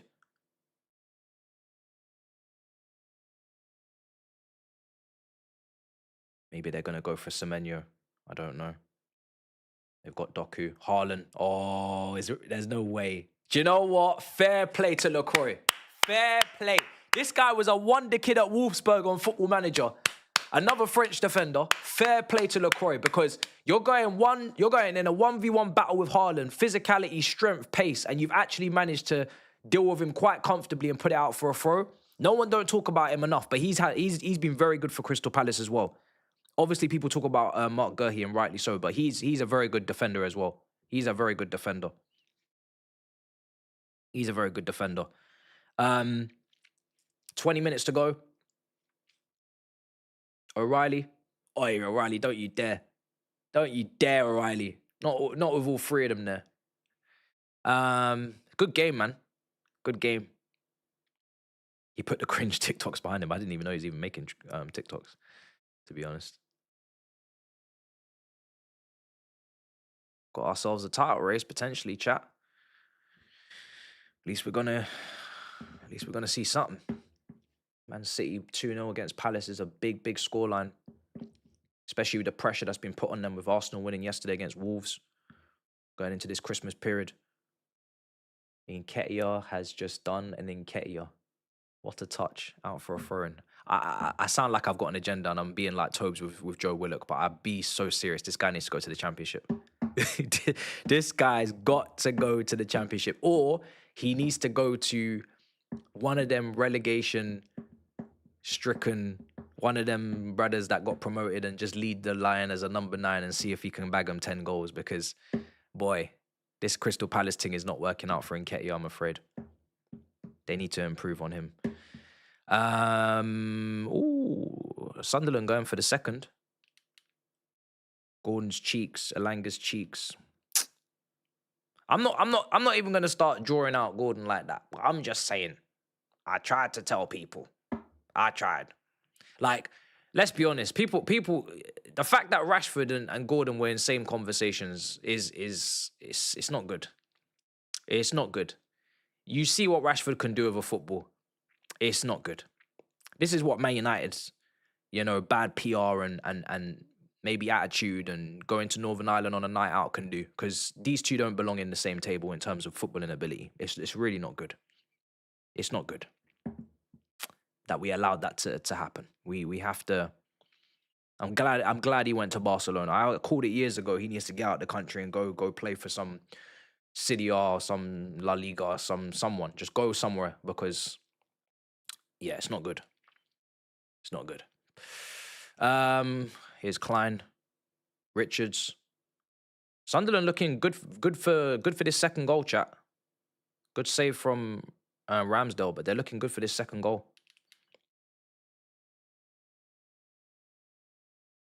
Need a favour at the Etihad. Bro, I'm not even thinking about that game. I'll be real. we got a lot of crap ahead of us. I'm not thinking about the 4th of January right now. We've got a lot of shit coming our way. Got Villa at home, Newcastle away, Bournemouth. Bro, I got a lot to do before that game, bro. Don't worry about all that. Don't worry about all that.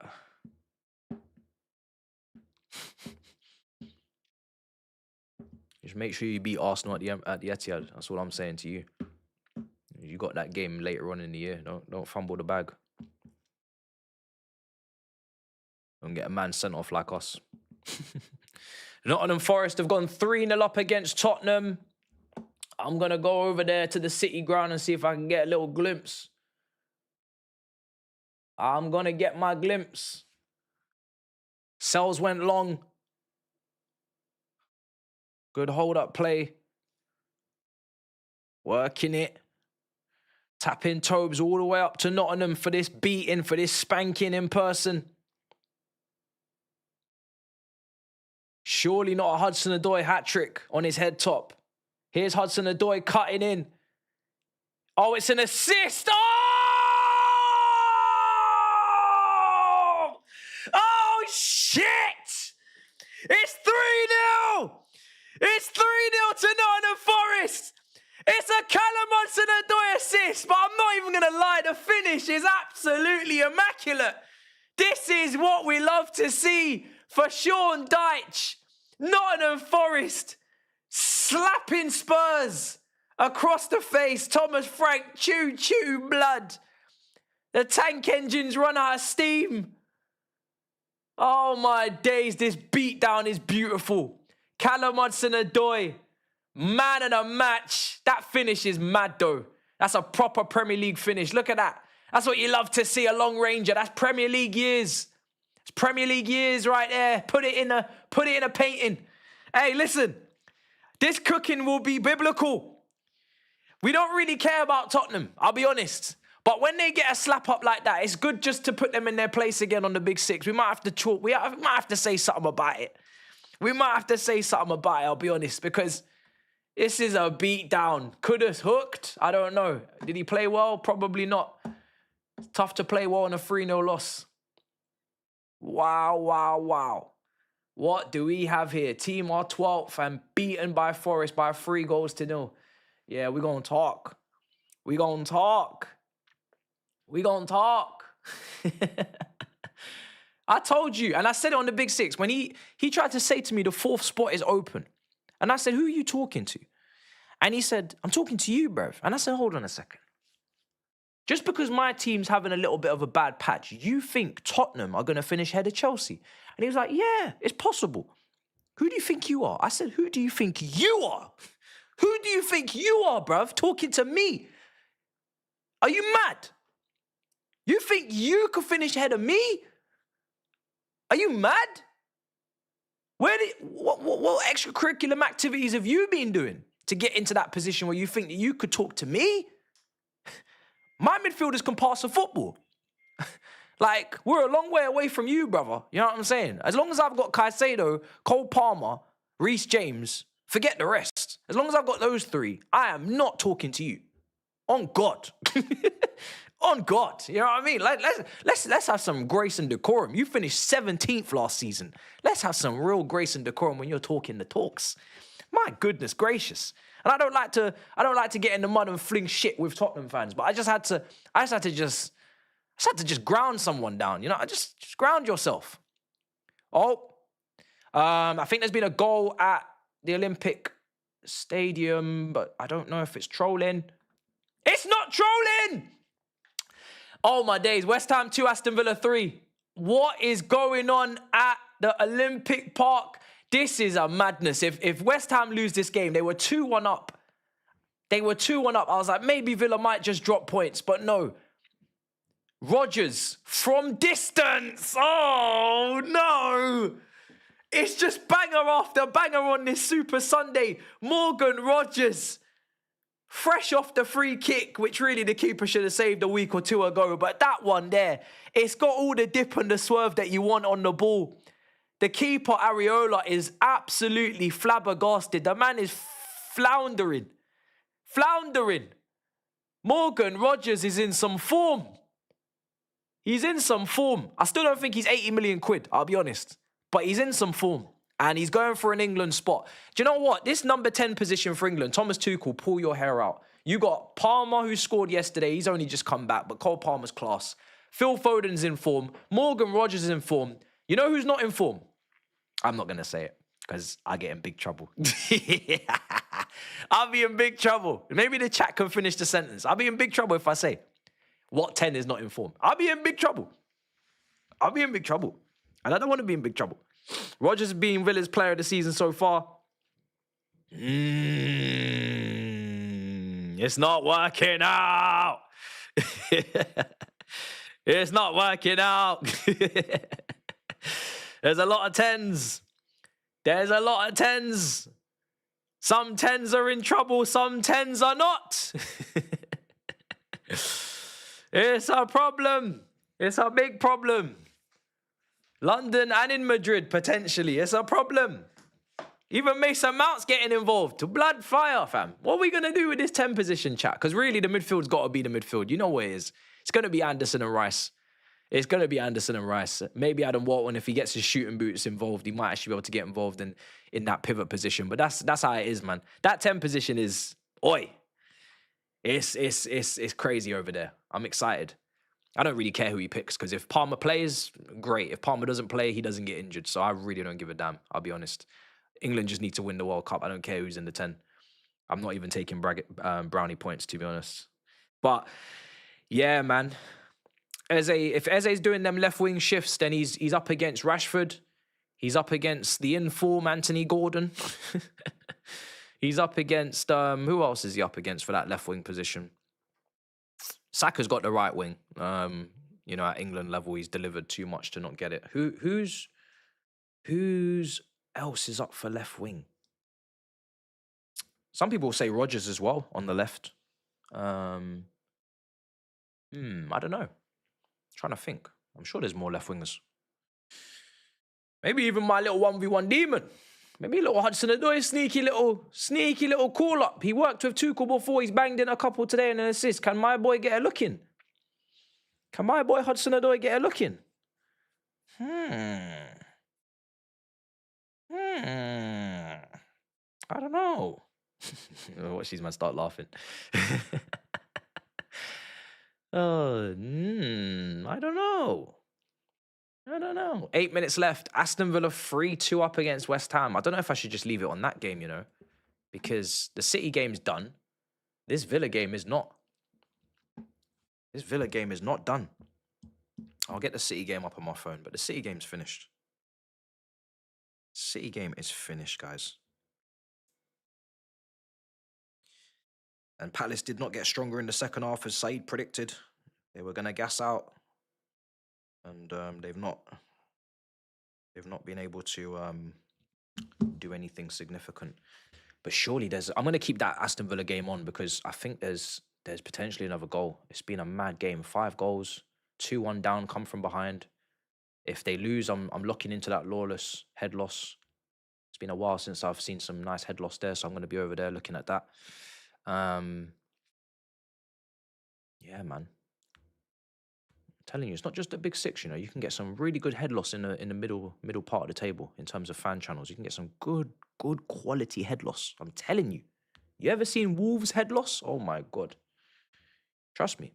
You can get some good head loss.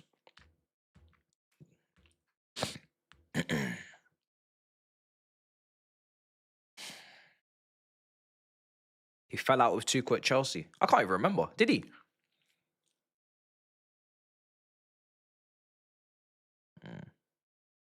I can't even remember, to be fair. He was playing wing back in it, to be fair. Yeah, he was doing up the wing back shifts. Him and Pulisic doing up wing back.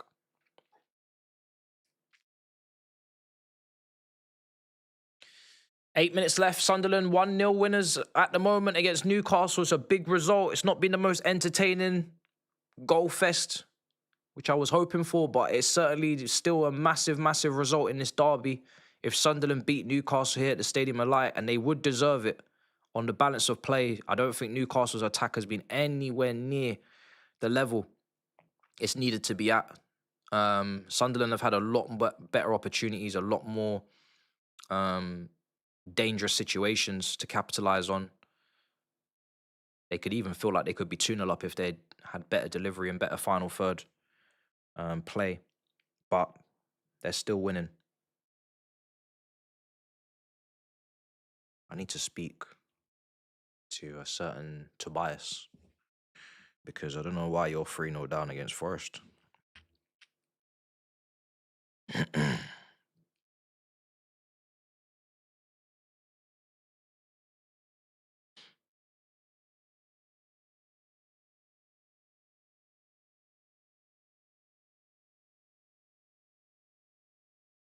That back and forth on Twitter between Rio Ferdinand and Jamie Carragher is absolutely blasphemy. Jamie Carragher, actually, his head loss is crazy.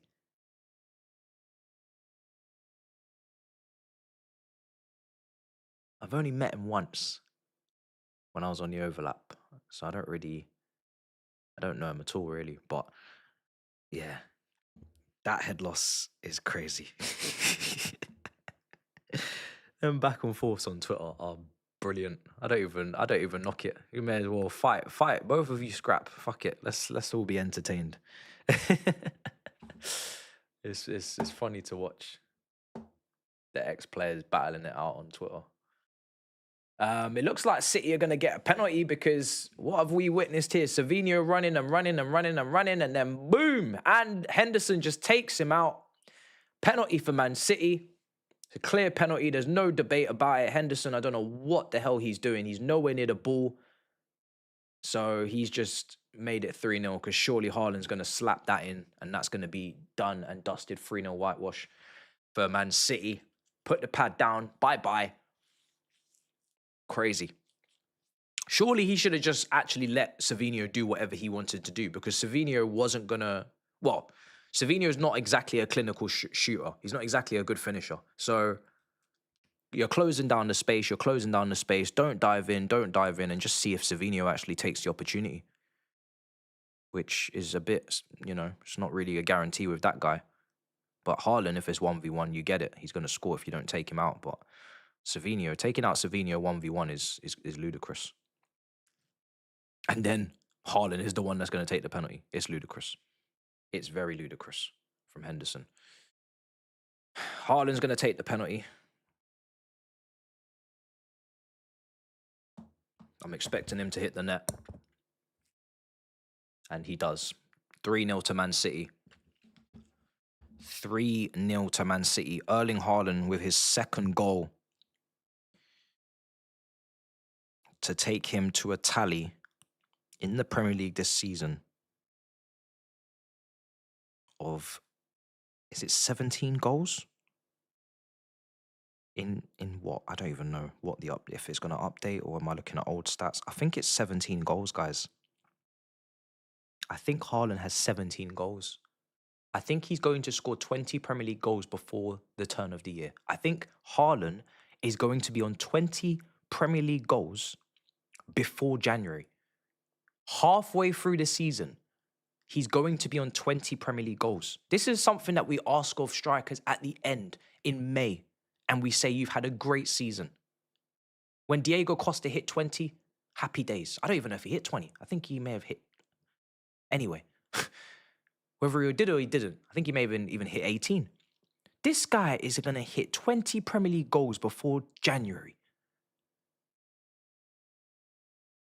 Someone better send him to AFCON. I'll be honest. Someone send Haaland to AFCON just so that the Premier League record remains intact. Because if he's not going to AFCON to represent Nigeria or whoever's in or out that comp, I don't even think Nigeria's even involved. Whoever's going. Do you know what I'm saying? Bro? Sorry, Nigerians. You're not going to the World Cup. Apologies. Bro, send him to AFCON or that record's it's gone. That record's gone. That record is gone. And Roy Keane, he's a great pundit because of what he brings to the table, you know what I mean, with his own style. But that League Two comment, if a content creator had called Haaland a League Two forward, they'd never live it down. They'd never live it down. This guy he's going to get 20 goals. He's going to probably be on more than 20 goals. How many games do Man City have before the end of the year? If a content creator said that, they'd be finished. I don't think they'd ever find work ever again. He meant from a technical level. You can't be a League Two technical player and bang in this many goals in the top flight. It's not possible. I'm sorry. I know it was done for dramatic effect, but it's not possible. That is not possible. That's literally not possible. It doesn't even make any sense. Because technically, his finishing is literally the best we've ever seen in this country. So that's part of your technical level.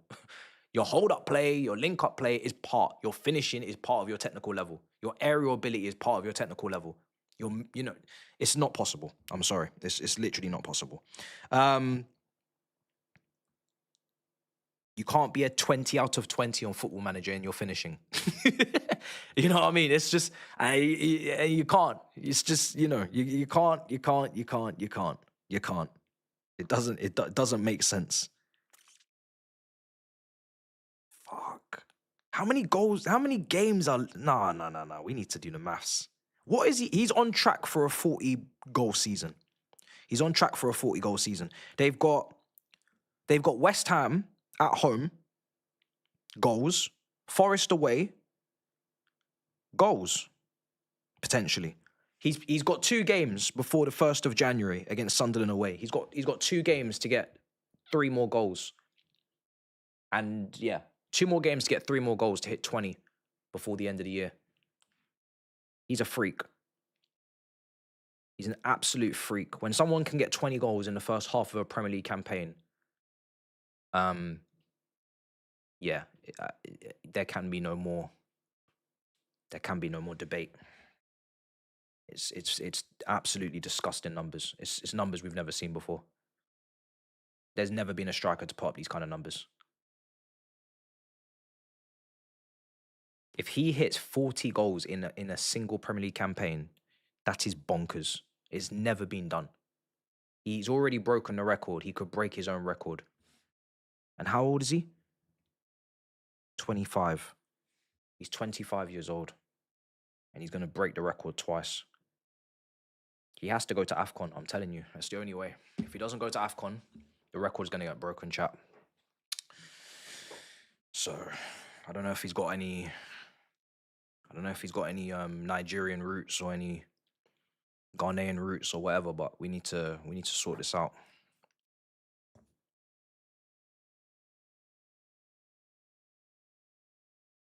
Yeah, we can't be afraid to say that he is gonna probably go down as the greatest Premier League striker of all time unless he leaves. It's the only way is that if he leaves and he doesn't have the longevity and he then doesn't break Shearer's record because of that and whatever. But if we're talking about goal rate per 90 and all that, that's what's gonna end up happening.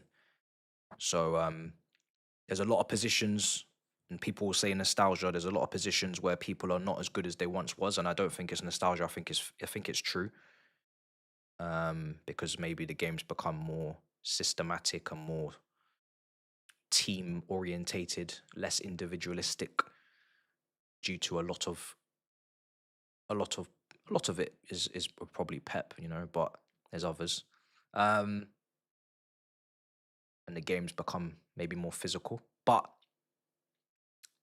when it comes to this guy is going down as the greatest, it seems. No nostalgia here.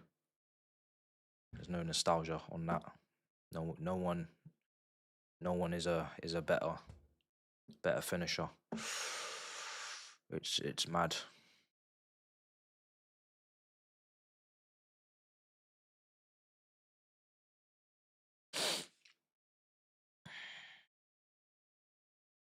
Still 21 games to play. Yeah, these are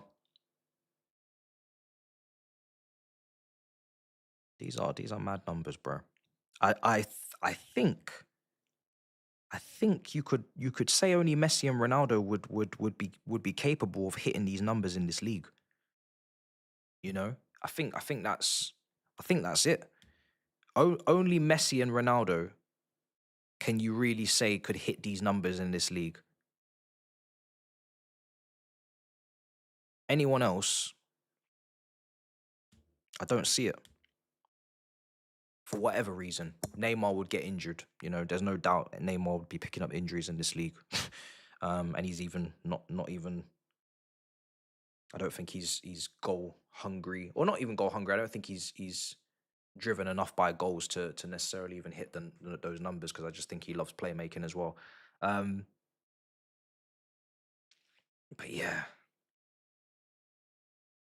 people say Lewandowski, Suarez. Suarez was here. Obviously, he wasn't always. I mean, he was surrounded by a very half-baked Liverpool team. It was very front-heavy, very back-end, terrible in some ways. But yeah, I don't know, man. Not this many goals. I know Suarez used to like take the piss out of Norwich, but you can't play Norwich every week and bang in 4 every week. If they were already here and they didn't do it, I can't say that they do it. It's not really fair. We have to go with the players that never played here, and we can do hypotheticals. But if you were already in this league and you didn't do it, then I'm sorry, you didn't get it done. What can we say? Bloody hell, man. That is insane.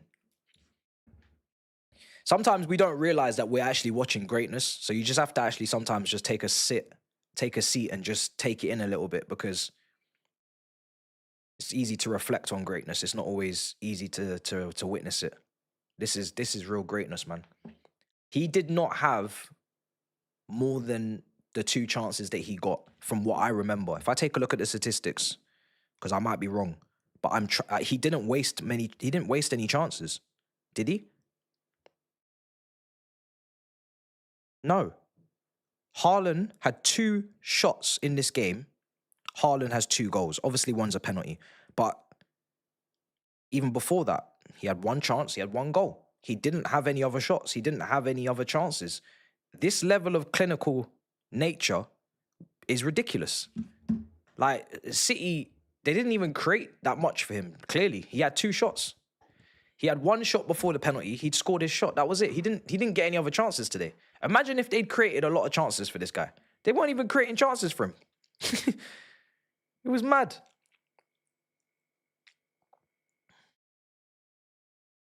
Ronaldo didn't do it. He didn't. But what he went on to do at Real Madrid makes me very confident in saying he would have done it here. I'll be honest. He's the exception.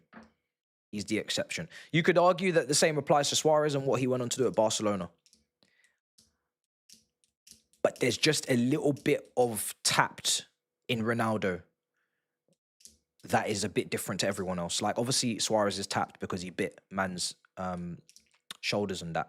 But I'm talking about in terms of goals. I just think Ronaldo is just a little bit more tapped than everybody else. I think he forces it. I think he makes it happen. Whereas Suarez, again, enjoyed the playmaking, was very selfless at Barcelona, the creativity, the 3-man attack, the MSN. I don't think he cared as much. Whereas Ronaldo would have made it his business to break that record in his peak at Real Madrid if he was still at Manchester United. I think he would have just absolutely made it happen. Like, he's not leaving this country without that record, because he's just obsessed with it. Like, he won't even leave this sport without the 1,000 goals. The guy's tapped. So that's why I think Ronaldo just gets it done. He gets it done. Suarez is suspended for multitudes of reasons. So he'll miss about 5-6 games anyway. Do you know what I mean? Let's be honest. Ronaldo is a freak physically, and yeah, he's not missing any games. So I'm not saying Suarez couldn't get it done, because he was stupidly talented, but Ronaldo is getting it done. If I'm picking between the two, Ronaldo's getting it done. He's getting it done. By hook or by crook, he's getting it done. Well, that was a good game. A lot of good games today. Sunderland and Newcastle, out of all the games, turned out to be the most dull. which is absolutely shocking. Because when I was looking at the fixtures, I was not thinking that Sunderland Newcastle would be the one that would drag and wouldn't have the goals and wouldn't have the entertainment value as much. It was just a bit of a slog. It was a bit of a stop and start kind of battle, physical, tackles flying in as they still are. But it's still, we wanted a proper derby. This is still a proper derby. It's been that, but it just hasn't had the goals and the final third quality. But 3-0 to Forest, 3-2 to Villa, unless something happened and I missed it. I think it's 3-2 to Villa. Sunderland have just finished full-time 1-0 winners against Newcastle, so they're going ballistic at the Stadium of Light. And what a result for Man City at Palace. I did not predict that Man City would beat them 3-0.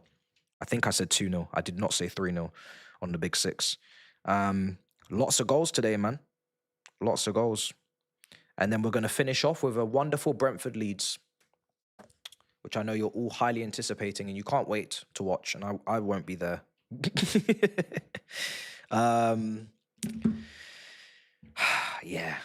Yeah. So that's it. Super Sunday. Very enjoyable.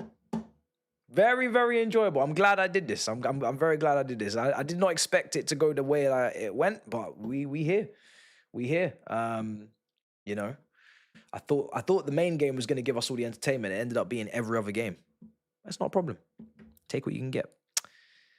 So yeah. Right. So what's going on? I am potentially looking at Man United Bournemouth. So keep your eyes on the channel for that. That could happen.